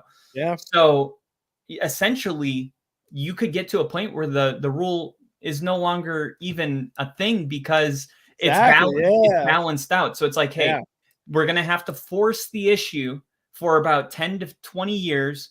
But if our plan goes the right way, we can actually remove this rule because we will have progressed to a more diverse NFL. I mean, you got to keep in mind that there might be a long-term goal here that requires in the short term making more of an effort. You know what I kind of compare this to is like when you see actors, singers, other celebrities with like the same girlfriend or the same boyfriend as like two other people. You know what I mean? Oh, It's like stop with the same motherfuckers. Just stop passing them around. We're all the same. Yeah. Go out there. Get someone new. Get some out of town strange. Get some out of town strange. But speaking of out of town strange, Kyle, next year, we know we're looking forward to the Super Bowl. And again, you can catch it all right here on the Only Football Podcast. Kyle and I have got a great surprise for you. So make sure you tune in, and you tune in as soon as we go live. We hope to see a ton of you guys in the comments when we do go live. But speaking of out of town strange, next year, Kyle, the season opener is going to be in Brazil. It's going to be in Brazil. And the first thing I said was, what time is it going to be? And I was like, probably like your standard East Coast time. And I was like, oh, okay. Like it was in China or Japan or something. I had no idea what was going on. This guy's like deployed too much, clearly. I thought it was like going to be a Germany game where it's like Thursday night is going to be Thursday morning. Are you kidding me? Oh, God. I'm like, dude, it's going to be like 1 more hour from Eastern. So if the game starts at 8:30, it'll be like 5:30. Yeah. And he's like, okay, that's sick. Yeah. I was like, oh my God. So yes, Brazil I think that is strange though. I think it's strange. Now, I love the NFL going international because if I lived in another country, and I like to believe if I was, it's always fun to be like, what if I was born in a different country? Who would I have become? Who would I be? What would Chinese Kyle be? I don't know if I'm the only one that thinks this, but I do oftenly because it kind of it makes you understand how other people think and how like for us littering's a no, for other people they throw it in the ocean, and you would think like, how does that morally just not feel wrong? And it's because that's not how their society views it. Exactly. Yeah. And there's all that kind of stuff. Anyway, what I was trying to say was I love the NFL going to the different countries for other people to be able to see them. But the first game, I mean, there's nothing more American than football. I think the first game should be in America. That is like the number one game. The first game, everyone's got their eyes on it. Like, why are we leaving our country? So it says first Friday night game since 1970. Would Chinese Kyle hate the Ravens too? 100% he would. 100%. So it says first Friday night game. So this game is actually going to be on Friday night, September 6th. So I don't believe it's going to be the season opener. I think it's just going to be a game in week 1 after the season opener, Friday night in Brazil. So if that is the case, I think that's perfect. Wait, so it's not the season opener? I don't believe so, no. Because it says the NFL is heading to Brazil for the first time in league history. A game will take place in Sao Paulo, Brazil. The game will be on Friday night of week 1 of the 2024 NFL season. So you'll have your regular Thursday night opener, and then this will be the Friday night of week 1, like the second game of or of there won't be a Thursday, and there'll only be but the only reason I say is because ESPN's ticker said NFL to open season in Brazil. Oh, okay. Then it's not specifying on here, but I can try to look for it as you say something. I was surprised because the NFL normally doesn't like release this kind of stuff before the Super Bowl. But it's possible that with, the extra views from like everything going on with the Chiefs and Taylor Swift, let's be real, there's a lot more people tuning in this year. That maybe they thought, hey, a lot of these Swifties after this game are going to disappear, go back to where they were, like not watching football every day. So yeah. Maybe it was kind of an exposure thing, like Usher releasing his album the day of the Super Bowl halftime show. It's kind of capitalizing on the moment. Last night, Taylor released her album cover as she accepted a Grammy. This is just what smart business is. Yeah, so I think that could be a reason. And I say like, oh, the game opener should be in America. That's just me. Like it doesn't bother me that much. It's enough where I bring it up because I'm like, oh, I would do it different, but whatever. And what do you think? Well, and like you said, it's a business decision type of thing. You're trying to extend the reach out. Yeah. You saw games in Germany, London, obviously Mexico, all this cool stuff. I don't mind it as long as it isn't the first game. I'm with you there. You're with me on that? Okay. 100% with you on that. I want the first game to be at a stadium here. And I do too. I think the fans deserve it too. 100%. I don't think that's anything to kind of take that comment and be like, these guys don't want to go international or they just want to keep it in America. No, I want more, I don't necessarily want more games, international games during the regular season. You're not opposed to it. But I'm not, I think what happened last year was enough. I just don't want to have to wake up at 6 a.m. to watch a football game. That's kind of it. And let's be honest, that's fair to me. That is. I don't mind it. I don't mind a Friday night game in Brazil between the Eagles being the home team and kind of like what Bill said in the article said, there's no determined away team technically right now, but I don't mind that at all. In week 1, sure, why not? We're on the same time zone. There isn't necessarily anything that's going to be early about it. You know what I mean? Like if the NFL was like, hey, Friday morning, week second game of the year is going to be in Germany, and I'd be like, no, don't ever do that again. Like this is one of the worst decisions ever. You want to throw it on at 6:30 in the morning Pacific time in Germany.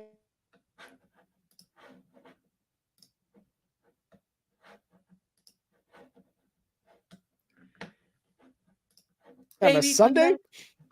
Yeah, baby, come back. I can live with, a Sunday morning game. I can live with that. But if it was, like I said, if it's Friday morning on a Friday night, or I'm sorry, Friday morning on an international game, yeah, no, thank you. No, thank you.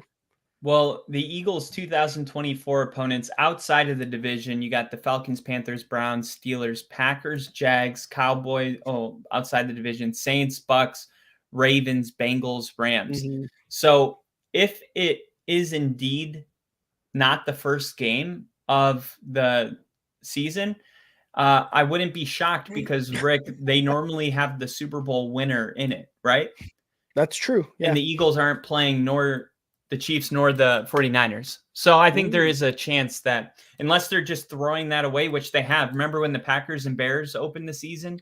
That's true. Yeah. They didn't win none of them went to the Super Bowl the year before. Mm-mm. So once in a Mm-mm. while, they'll do a switch up, and I don't know if Spice it up. that's going on or not. But yeah, dude, Brazil getting some NFL football. I'm surprised Puerto Rico wasn't next on the list, being in American territory.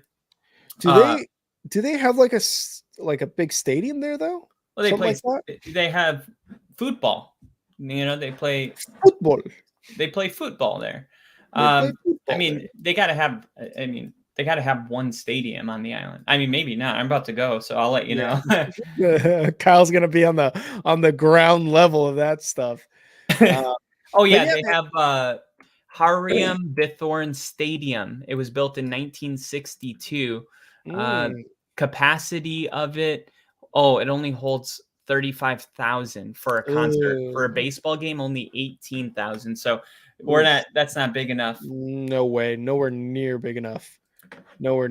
So yeah, I again, as long as this isn't the first game and if it's going to be a Friday, make sure it's Friday night where tons of people are going to be able to see it and I'm able to see it. I have zero problem with that. And Bill said, going to PR? I am. I finally finalized all my personal matters, and we worked out a parenting plan, and that is going to be me. I'll probably go into Puerto Rico. Most likely every 90 days, I'll be there for a couple weeks. So yeah. And you're going to kind of hard to have a real life outside of that, because what kind of employer is going to be like, okay, you're dipping out for 2 weeks every 90 days?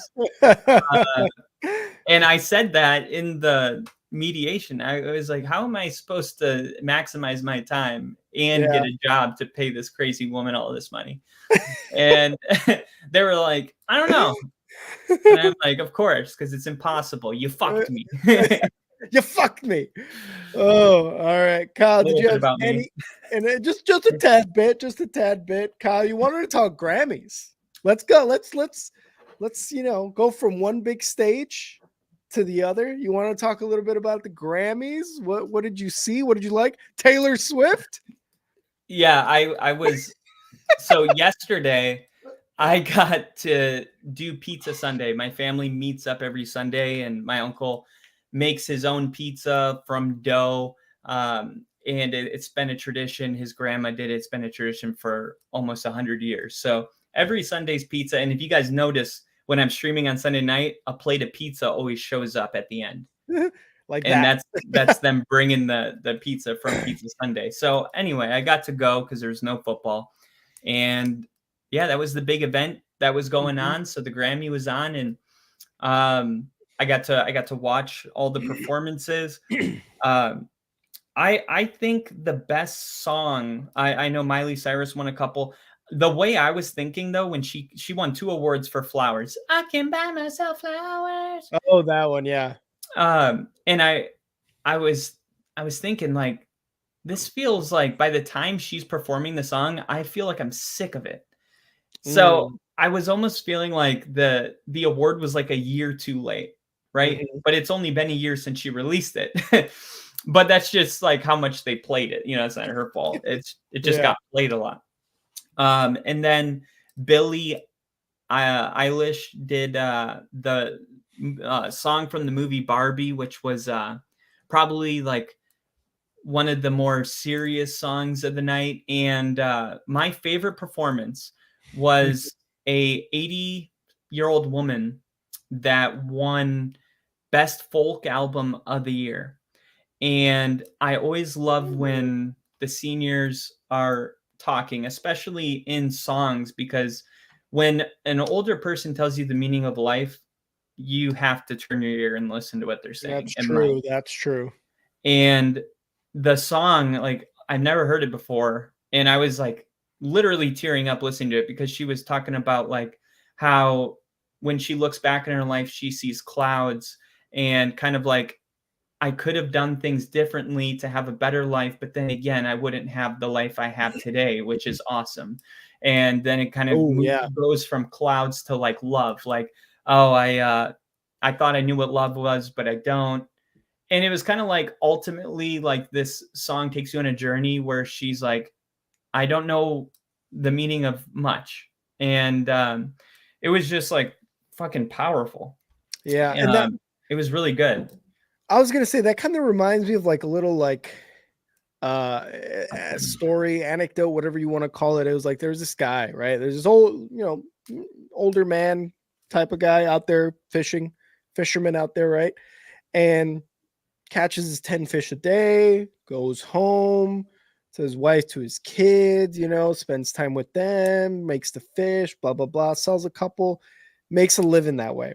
One day he's out there on the pier, one day he's out, out on the beach, whatever it was. And some guy comes by, like some businessman, right? Like some guy looking for an opportunity to change somebody's life and change his own life, kind of take advantage of it a little bit in a business sense. He goes, "Hey man, how many fish do you catch?" He's like, about 10. It's like about 10 fish, every time I come out here. He's like, "And do you keep them all?"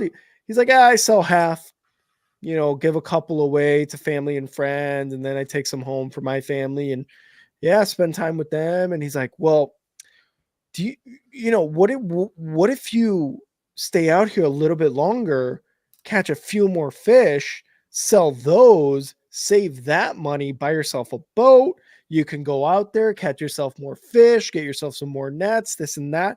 And he's like, well, why would I do that? And he's like, "Well, you make more money, right? You make more money, you bring more people on, you start building your empire, you go out there." And he's like, "So why would I want to build an empire like that?" And he's like, "Well, I mean, you bring in a ton of cash. All of a sudden, you don't even have to do anything. You could come out here and fish for fun, and do that, and then go and hang out with your family for the rest of the day."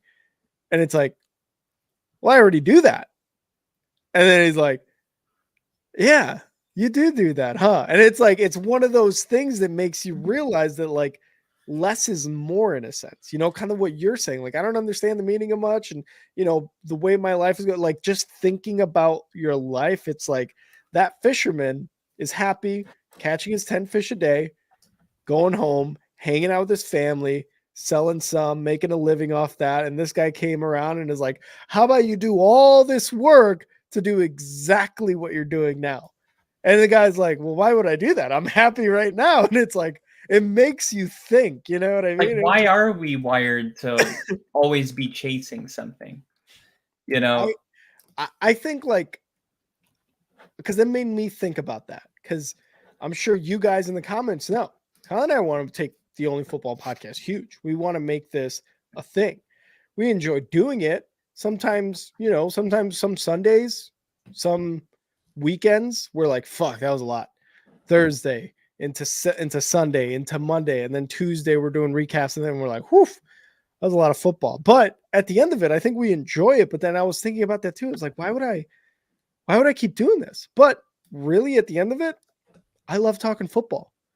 I love being on screen. I love talking football with you. I like talking football with Bill, with Crafty, with Nick, with Lil Lee, with Mr. Animal, all these guys, and I just kind of like watching it. I like talking about it, analyzing it. And I was like, as long as, I feel like as long as you do it because you like it instead of doing it for like these selfish-ish reasons, right? To me, that makes it a little more meaningful. To me, that makes it a little more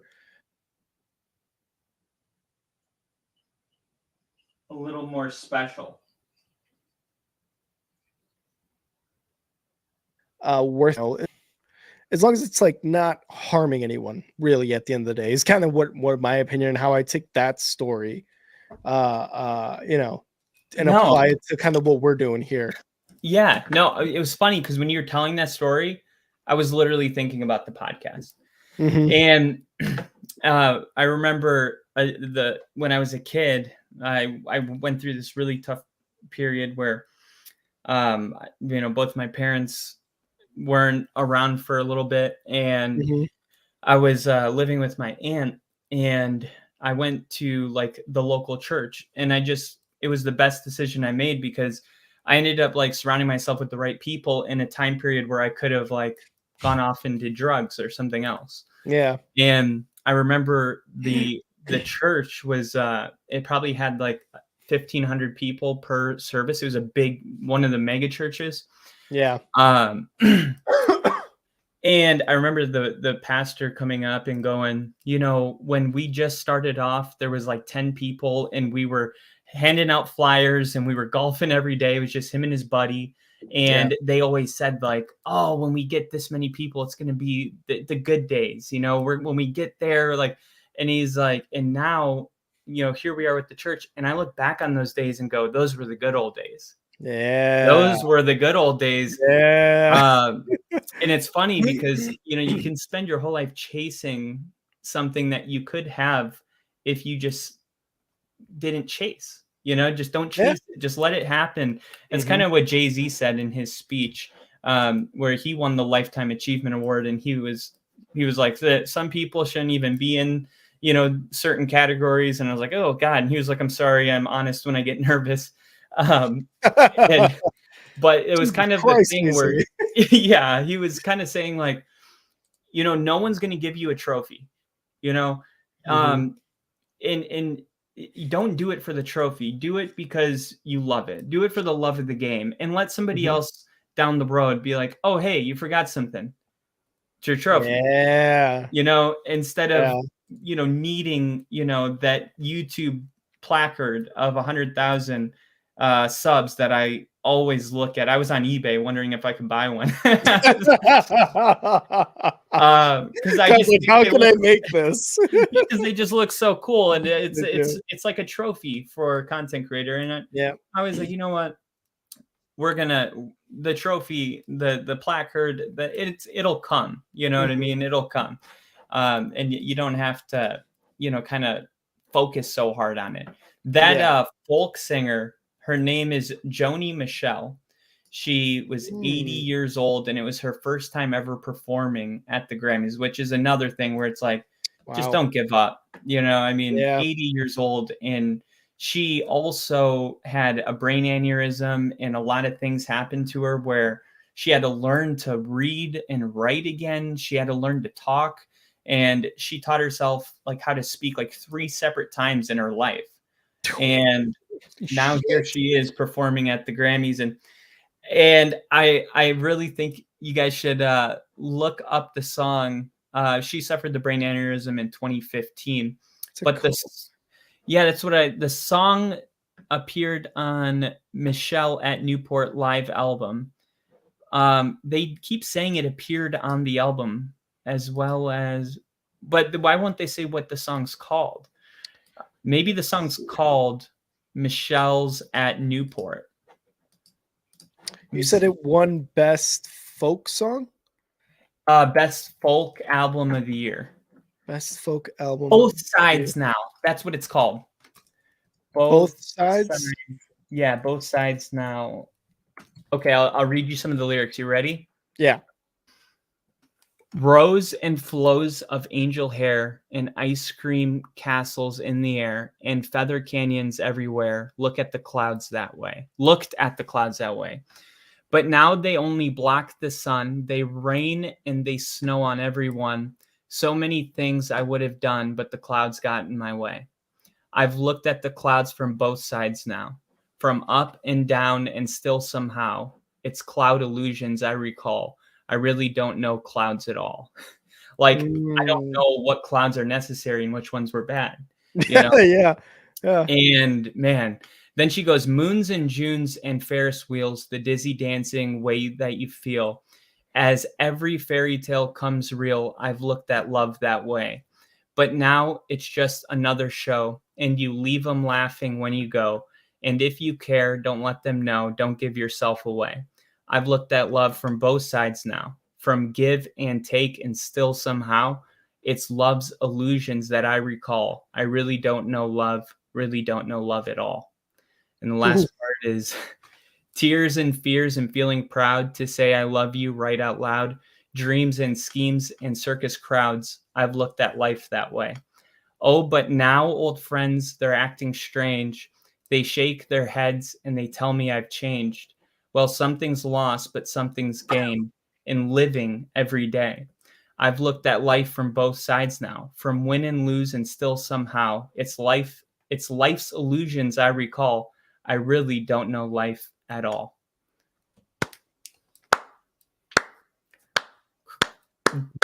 Deep as shit, right? Deep as fuck, man. And you know, that was great. But what you were saying earlier about like how like not necessarily chasing the trophies and stuff like that. I stumbled upon Kyle. I stumbled upon Said the name wrong. It was my first time. the I don't do Grammys. This is my first year watching it in probably like 10 years. So sorry, guys. You know we don't do names here. We don't do names on the Only Football Podcast. And you know what? I found the Only Football Podcast episode 1. I found it. I downloaded it, and Kyle, it's like crazy because the we're talking about Aaron Rodgers. You know what I mean? Like that's how we started the Only Football Podcast, talking about Aaron Rodgers. Not last offseason, the offseason prior to the 2022 NFL season, before he went to the Jets, while he was still in talks with the Packers, while all that stuff was going on. But I was like, wow, man. A year before he went to the Jets. It was when I thought Denver was going to sign him. Oh, yeah. Sorry. The year before. Yeah, yes, correct. Which is so long ago. And I was just looking at it and I was like, oh my, because I was on deployment. Kyle was at your apartment, your old apartment back here in Washington. Yeah. And I was looking at it and I'm like, this is when we did the podcast to just be a podcast, not on YouTube, not anything, just like Spotify, Apple. We would just put it out. And I looked at it as it was audio only. And I looked at it and I was like, oh my God, dude, like there's like none of this cool background shit, none of the ticker, none of the cool shit. Yeah, the intro. The Only Football Podcast, because we had to learn, like, you know, we evolved. You know, it was like you start off and you're just like, and if anybody out there is thinking about starting a podcast, I always tell people the same thing. Just start. Grab a mic and turn it on, because if you wait until you have everything perfect, then there's really no mystery to the podcast. Like, part of the fun is watching it evolve and being like, oh, wow. Because when you look at those old videos, you're like, oh my God, that was unbearable. But at the same time, like, the passion was there, and that was enough to sustain us until we keep it going, made up for it in other ways. But yeah, and we're going to have a really cool video to show you, but we've come a long way. And I'm just excited to look back at this podcast in 3 years and be like, oh, we thought we were there. And we had so much work to do, you know, because that's just how it goes. But if you never start, you know, you never will. Tomorrow never comes. Yeah, exactly. And it's one of those things that I was watching it and I'm just like, damn, we got guys like Bill and Crafty and Nick here talking to us. You know, Bill over the offseason with you was looking shit, was your Jamie looking stuff up for you. Dude, you know what I mean? There was so many nights where it was just Bill. And and he was like, I just can't tell you like how much that meant, because there were so many times where I'm like, what's the point? No one's watching, you know? Yeah. And then, but Bill does.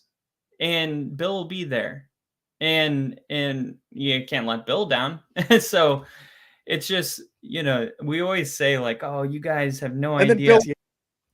God damn it. Of course I paused right there. I was going to say Bill's first comment when you're doing that, you're like, nobody's watching. And Bill's first comment would be a correction of a mispronunciation of a name you made. And you're like, hey, Bill's in here. Let's go. Go in and just say a name wrong to see who's watching. So Saquon Barkley was comments. Bill Barkley. Oh, there he is. What's up, Bill? Yes. Oh, shit. I'm fiercely loyal. You're damn right you are, Bill. You're goddamn right. You are. Oh, I love it. Backbone of the channel. So what else, you know, we kind of got a little off track there off the Grammys talk. What else kind of tugged on your shirt on the Grammys?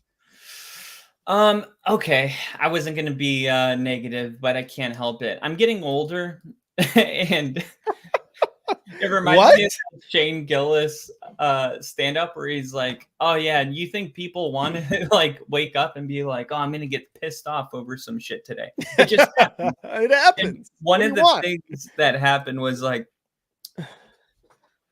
Billie Eilish when she won the second time, she came Oh, up no. there and she's like, "Oh fuck, shit, this is fucking crazy. Oh my god, this is sick as balls." And although I like Raw Motion, it was like she just got on stage after that last woman sang that song. Yeah. And I was just like, Ruined it? it's crazy because it's like I look at, I have a younger sister that's 21 years old, right?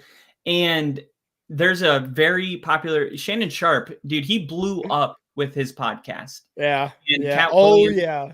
and him had a huge show. And then if you look up the one he just did last week with 21 Savage, he is talking to 21. And I'm telling you, literally, I'm not kidding, Rick.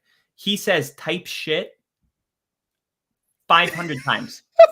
500. Kyle is old as fuck. No, it's not even like he said it 7 times and I'm giving him a hard time. Like literally as a period. Like he would be like, so they started shooting type shit. So and so my my homie was hit type shit. And so we knew what was up type shit. Like literally, and then you're like, whoa, that was a lot of type shits. It doesn't slow down. It doesn't slow down for the whole time. Yeah. Anyway, I'm really seeing a serious like grammatical decline. And look, I'm not somebody that is like well versed or has a expounded vocabulary or whatever. I'm not even trying to pretend I do, but I also know how to speak in a way where people know what I'm thinking. Like if you can't speak, there's no way to articulate the way you're feeling in your head, or you'll be limited in your vocabulary and you'll end up thinking one thing, saying another, and being misunderstood. So it's very important to know how to speak. I just see like her go up and accept his award, and I'm like, it's not just like get off my lawn. It's not that. It's more like, it's not that. It's more so like we are declining. And it's crazy because no, stop. You're not becoming a boomer in front of my own eyes. I am not going to let you be a boomer. No, I feel like we are. It's like I feel like it's our responsibility. It's our responsibility to be like, hey, the bar is right here, and the way you guys are all talking is fucking whack. And you like type shit. Like and you're telling me you don't feel that way at all? Come on. I totally can see what you're talking about. One thing I remember, and I'll kind of go on what you're saying, but I just wanted to mention this. There's one time when I was going to college, a community college in Chicago. Downtown Chicago is fucking awesome. I was in downtown every day for like 3 months. It was sick. Anyway, there was one time where a guy, we were talking about how people talk like they text. LOL. LMFAO. Just saying that out loud and speak, or just even saying like, hey man, you got this? Okay. Are you good? Good. I'm good. Are you good? Are you okay? Are you good? Like, you good? Like, what there's certain tones, there's certain words, but everything seemed to be slang the way we're talking to each other. And in my eyes, I was like, yeah, we should be talking to each other like fucking normal sentences, normal human beings. Like, hey, are you okay? Are you feeling well? Things like that. But the guy was like, okay, yeah, I get that. But if we understand each other, is that not the point of language? And I thought about that, and my first reaction was me being angry. It's like, no, you asshole, no, that's not correct. But my second reaction, my like not initial reaction was like, fuck, he's got a good point. He does have a good point, because if you're texting somebody, LOL, K, talk to you later, TTYL, that's an OG one, by the way. Yeah, something like that, right? Like things that you're seeing even now. Like, yeah, that's OTW. chill. Yeah, shit like that. Like things that are just like, yeah, that's chill. It's like chill 70 years ago meant not what it means now, but it's like it does become one of those things where it's like, oh, language is language and it's going to evolve no matter what. We don't talk like they did in the 1900s, like early 1900s. We don't No, talk like, yeah, see, you know what I mean? Like we don't even the talk like that. 50s, Even the even the 50s, 50s, but we they don't. were definitely smarter. Yeah, you know what I mean. No, I don't know Well, in about certain all in of that, language in the English language they were. I mean, we don't use but half the words that they use, and we probably wouldn't even know what 25% of them mean. That but definitely means that also we have dumbed down the language. I And don't that's know if you can necessarily say dumb down because we are living in a society where we still understand what we're saying. When you say, for example, what you're talking like 21 Savage is saying type shit after everything, and it's like I get that maybe you are just like, okay, can we stop saying that? But to me, who grew up in Chicago, I grew up around people who were like type shit. yeah, Yeah. I We was in were, Miami, I was in a city yeah. too. Yeah. I know, and I'm not trying to take anything away from your experience at all from being in Miami. What I'm saying is like when you say that and what 20 like if I was watching that, yeah, I'd be like, all right, man, that's enough type shits. But That's all the also comments said. type shit, right?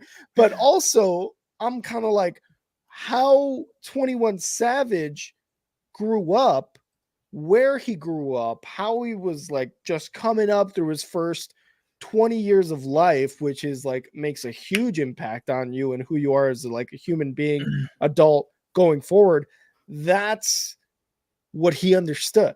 That's how he understood language. That's how he understood how to talk. Like, I'm not saying that we shouldn't all try to do better in language and things like that. What I'm saying is like, there has to be a certain level of understanding in terms of we get each other when we talk. You may not understand what someone from North Carolina or Vegas or Texas or Minnesota is saying when they say a certain slang word or how they grew up. It's just more of the like, do you understand what I'm saying?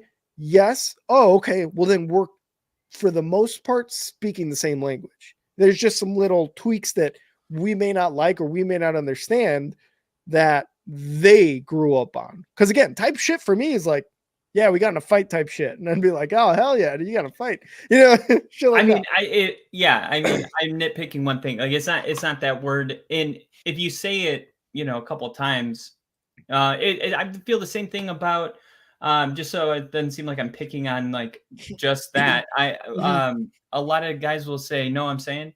So I was Know what I'm doing saying? this. No, I'm saying, Yeah. and that used to be a big one, and I hated Yeah. that too. So at least Yeah. I'm a little consistent with this, but Mhm. um, I just think if you look back to if and some people may not, but if you believe that we were monkeys and evolution Mhm. brought us to this point, and you looked at the way we talked when we couldn't speak, to learning a language, it almost feels like when you listen to the 50s, it was like, wow, we were learning how to communicate, and we had the max amount of words so we could articulate every feeling, and like Yeah. now we're gonna go back, and this is the cycle of life. We go back to where we started.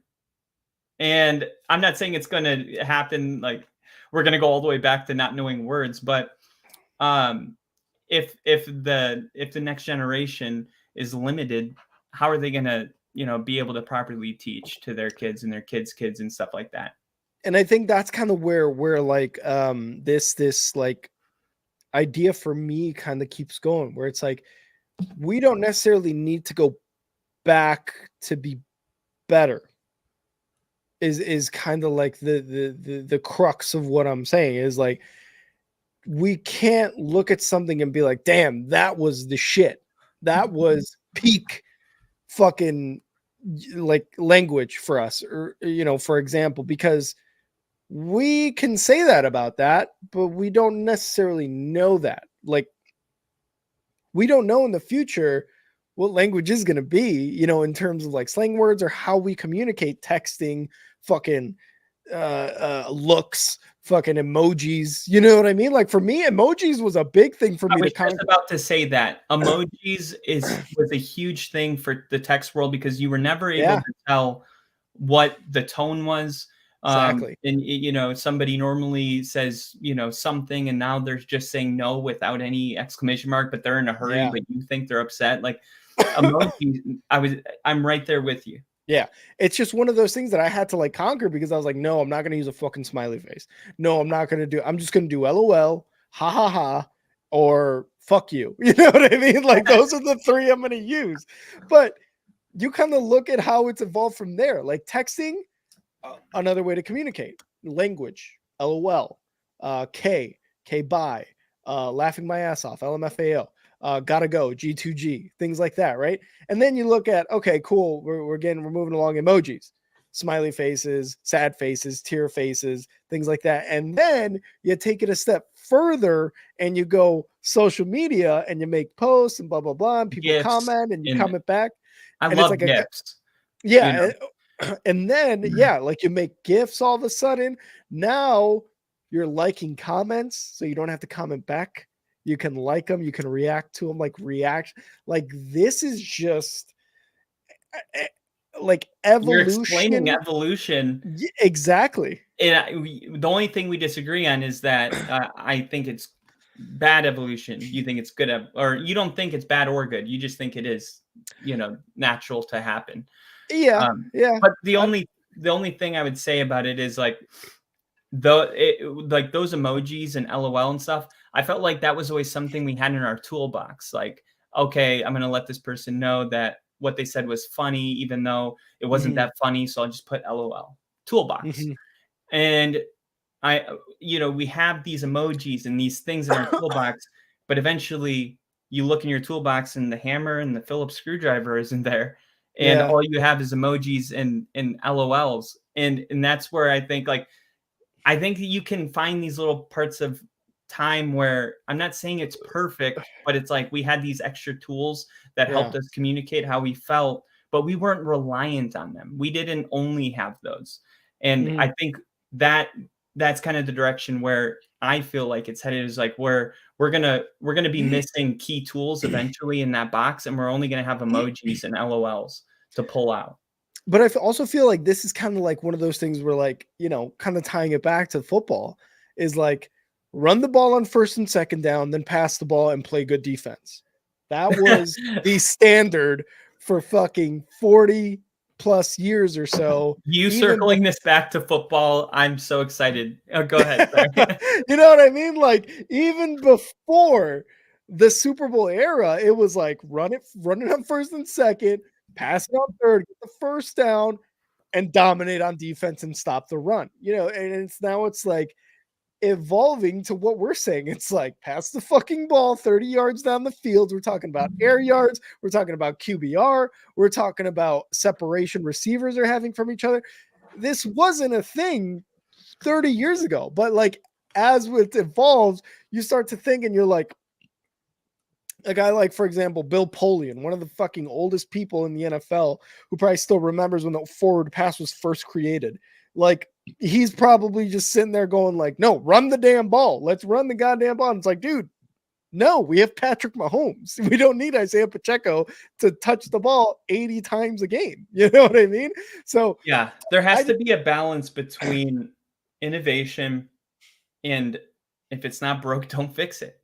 You know, I mean, I don't think in this, I feel this way about a lot of you know, I like the we need to be progressive as a country. Like without yeah, that, you know, there's nothing new. There's no variety. And I think the key about the progressive mindset is knowing where to be progressive and knowing what worked yeah, and having a beautiful harmony between the two. yeah. Because what you're explaining with analytics is like, yeah, amazing. And it makes coaches better. It makes us as fans able to understand why certain teams are having more success. Like it shows like how good technology has been for the NFL, right? But Mhm. even coaches will say, hey, the analytics say go for it. Is it always the right decision? It's not, so you don't want to be too much, in the analytical world. You want to find that harmony between them. And that I'm worried that we're going to lose the harmony, but it's, maybe it's irrational. I'm willing to listen to your side. I think it's a very good point. Is like, what is the point of talking? To understand each other. But you also got to keep in mind that you need to be able to speak to different generations, not just yours. So, I mean, if you talk to a person in their 80s and you're like, for real, LOL, like, it's like, the fuck happened to you? Like, what is wrong with your generation? And that's why they probably are so pissed, because they don't even know what they're saying. They're probably making a joke about him. And they don't even know. Okay, boomer. They're like, what are you talking about? Yeah. So, but I also think too, it's like the other big point. I think my side of this argument is like, I don't want everybody to talk like everybody. I don't want everybody to talk the same. I want to, like, one of the things is like, I remember when I moved to Texas, I lived there for a year. Everybody was saying y'all. I was like, y'all, you mean you guys? That was the Midwestern thing for me. Guys. Use guys. Yeah, you guys, like, hey, is your guys is this good? Like, that's what I would say. I would never say y'all ever. Went to Texas, came back, started saying y'all. And it was like, whatever. I just put my own fucking twang to it. You know what I mean? Happened to me. We both moved from the Midwest to Florida, or to a place where y'all. And I remember that was a big thing where, like, I remember being like, y'all, what the hell? Yeah. Like, oh, like, y'all. Y'all. Yeah. I was like, I'm not doing that stupid country shit. Yeah. And then I was like, oh, it's not necessarily a country thing. It's just a language thing. And you see, even in, it's just in the South in general, whether you're in New Orleans or whatever, like, y'all, and honestly, it's way easier than you guys, or in Wisconsin where they go use guys. Y'all's like a bunch easier. But every time I'd go back home, they would be like, y'all. They make fun of you, dude. Yeah. And I'm like, geez. And I think like that's one of those instances that you kind of look back on and you're like, okay, I may not like it and I may not speak that way to other people, but they do. And that's their thing. And that's fine. I can see your point. I just think that, like, if everybody talked the same, it'd be boring as fuck. And it's like, okay, well, yeah. Well, I think even if we all had the same vocabulary, set, let's say we all had a backpack of 500 words, there would still be, a couple. The only reason I'm even bringing this up is because that 80-year-old woman just got off the stage. So I feel like if I saw a video of Billie Eilish talking in a grocery store to somebody, I would not even think about it twice. But it's like the fact that, you're on this stage, sharing a stage with this woman, and you can't even dress it up a little bit. It's like a little bit. I feel like we don't have the same reverence that we used to have for our elderly. And in Japan, when they take the bullet train, there's a group of 12 80-year-olds and up senior citizens that come on the train and they clean it for the next stop. And they do that because they don't want to just sit at home. They want to contribute back to their place. Yeah. And literally all the people bow and then they return a bow. And it's like, you see something like that and you're like, oh shit, where is that? Like, Japan was sick. Yeah. Like we definitely don't, have the same reverence for our elderly. And I've always been really passionate about elderly people. I don't know why. I love to go to the shelters or the retirement homes. Yeah, maybe. I've always just really fucked with old people and type shit. And I was just like, come on, you can't dress it up for a moment after that. I get it. And it's also, I think also it's just, we're looking at artists. We're looking at singers, Joni Mitchell is Mitchell Crafty. Am I saying it right? Joni Mitchell. Please let me know. You're with me on that one. Okay, cool. Yeah, I'm totally with you on that one. Like, she definitely comes from a different era, and her songs, when you read the lyrics, there's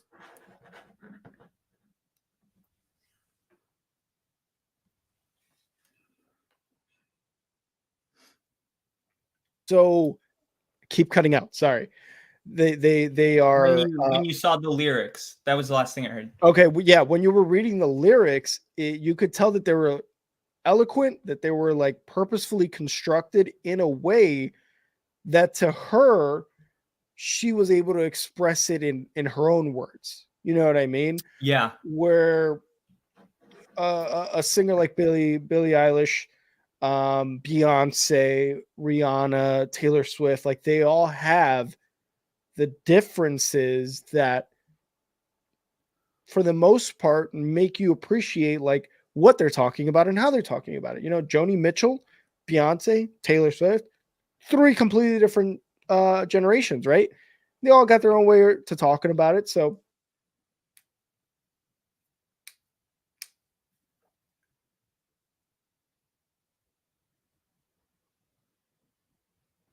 I think that's the most like that's the part that makes it different, but also like, oh, that's cool. Where we go from you guys to y'all to back to you guys and y'all, and we're like, yeah, I could see this, I could say this, So to me, it's just like it doesn't necessarily lack a respect for the language, but it does kind of help you understand where a certain person comes from, Yeah, I could agree with you on that. I'm willing to put down my pitchfork. The last thing though type shit is that it's like, yeah, like artists have always had a unique way of communicating that they're artists. Whether it's, painting or music or actors, a lot of artists have always been unique in the way they speak, but it's not just the artists, but it's like, it's the entire generation. It's like, if it was just artists that were like, I would be like, oh, okay. But, the fact that, there's an entire generation that is starting to speak different than us is definitely worthy of conversation. So I think it's a great conversation, and I think you made enough good points for me to put this one aside, but it'll probably come back up when I see somebody in an interview saying type shit a bunch of times. Cause there's just a part of me that's like, that just cringes when people can't talk. And here's the thing, I'm going to bring up type shit for the rest of the Only Football Podcast life. No, so you're going to do that type shit? Yes. And I actually love type shit. I love it. We need more of it. How low key, dead ass. Oh, God loves that shit. I am okay with that. I have no problem with what you said. Because I know that there's more that you can say. And with all that being said, type shit, let's go, Kyle, with the chives with Kyle. Kyle, what do you got for the little chives, little on God, dead ass type shit? Well, we mentioned it. This is the first Super Bowl that's going to be taking place in Las Vegas. So Roger Goodell today addressed legalized gambling, officiating, and player safety ahead of the Super Bowl. So obviously that's a number of league topics that are worthy of talking about. So I'll just give a couple. This is the quote that I pulled from it. Mm-hmm. The integrity of our game is critical. And so we spent a lot of time focusing on that, educating, making sure that all of our personnel are aware of our gambling policies in this case or any other policy that can affect the integrity of our game. So ultimately, that's our primary job. This week coming in here, we wanted to make sure not just the two teams, but every other club would likely have representatives here. We wanted to make sure they understood it, our league staff and everyone else, so that they understood exactly what our policies are here.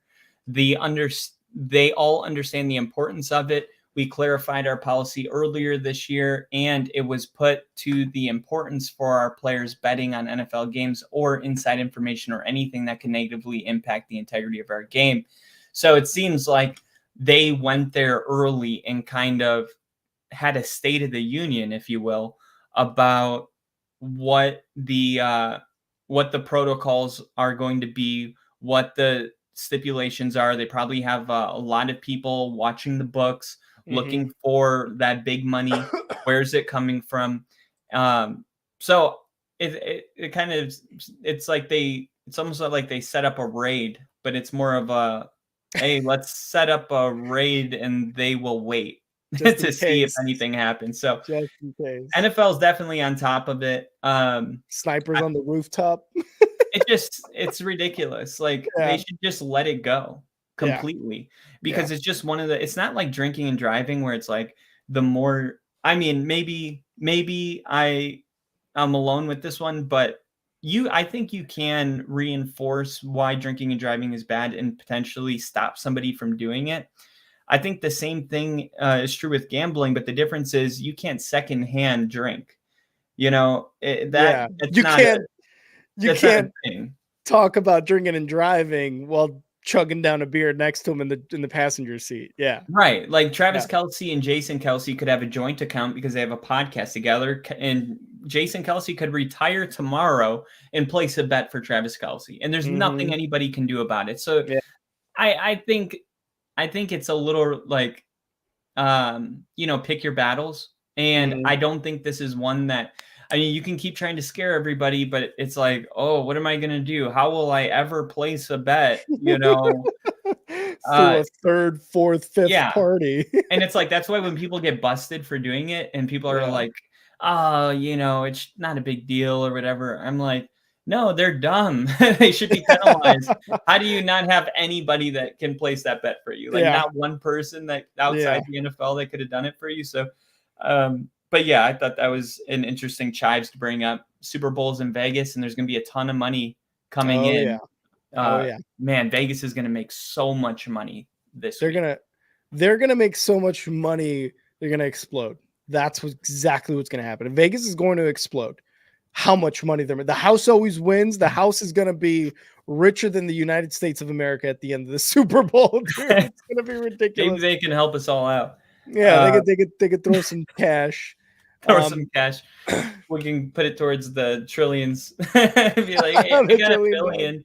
It's funny because when you have such a large amount of money, it almost feels like it's not real. It's like, what's 9 trillion? It's like, I have $1 billion. It's like, don't even bother. It's fine. You may as well give us $1 at this point. Exactly. Want to answer this question by Crafty. Are you guys going to do a Super Bowl predictions vid? We are. 100% we are, and it's more than likely going to happen on Thursday. We're going to probably start the video, the live stream, earlier than we did today, maybe by an hour or so. It depends, again, on our schedule. We're going to make sure to put out a time for you guys on our YouTube page on one of the posts that we've been doing. We're going to do our best to put that out with the most accurate time that we can do it.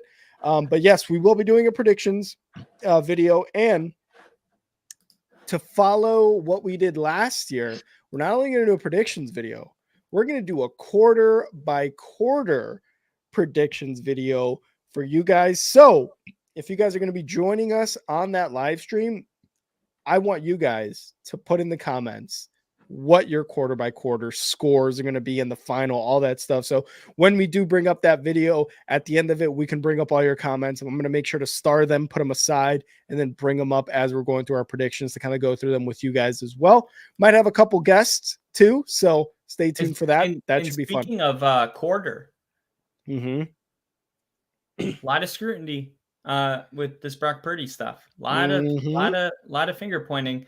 And Shanahan said today, like the job of a quarterback is to manage the game. It is to run the system. The system is what you work on all week. That's Yeah. what the O-line works on. That's what your 5 eligibles work on. That's everything. And at quarterback, if you want to be great, you better be able to run that system, and you better be able to manage the game. Yep. There you go. Brock Nothing Purdy. wrong. Nothing He's wrong with it. being a game manager. Bills Chives, the most expensive ACLs on the planet, will be playing the FIFA World Cup final at MetLife Stadium. I saw the schedule. That's going to be insane schedule. What's an ACL? What's an ACL? Austin City Limits Music Festival? The most expensive Austin City Limits music festivals on the planet will be like playing. What you tear in football? Yeah. The soccer, the World Cup is going to be in the US and in Mexico and in Canada in 2020. Oh, most expensive because of the amount of money they're paid. Exactly. Ronaldo, Messi, possibly. I think they had their last ones. I can't remember. Either way. Bill had to use his vocabulary to make it too hard for me. See, Bill, look what happens when you use your 1950s vocabulary on 2010s Kyle. You get him all confused. He gets all red. He gets all hot. What are we doing? What are we doing? I got red because you said Bill's 1950. I was like, oh, God, shots fired. Bill is not 75. Oh, okay. He froze. I was like, oh, no way. Look at the internet, so good. Yeah, sorry again. I'm just freezing up. You came back in going, this fucking internet so goddamn. I'm glad you all heard that.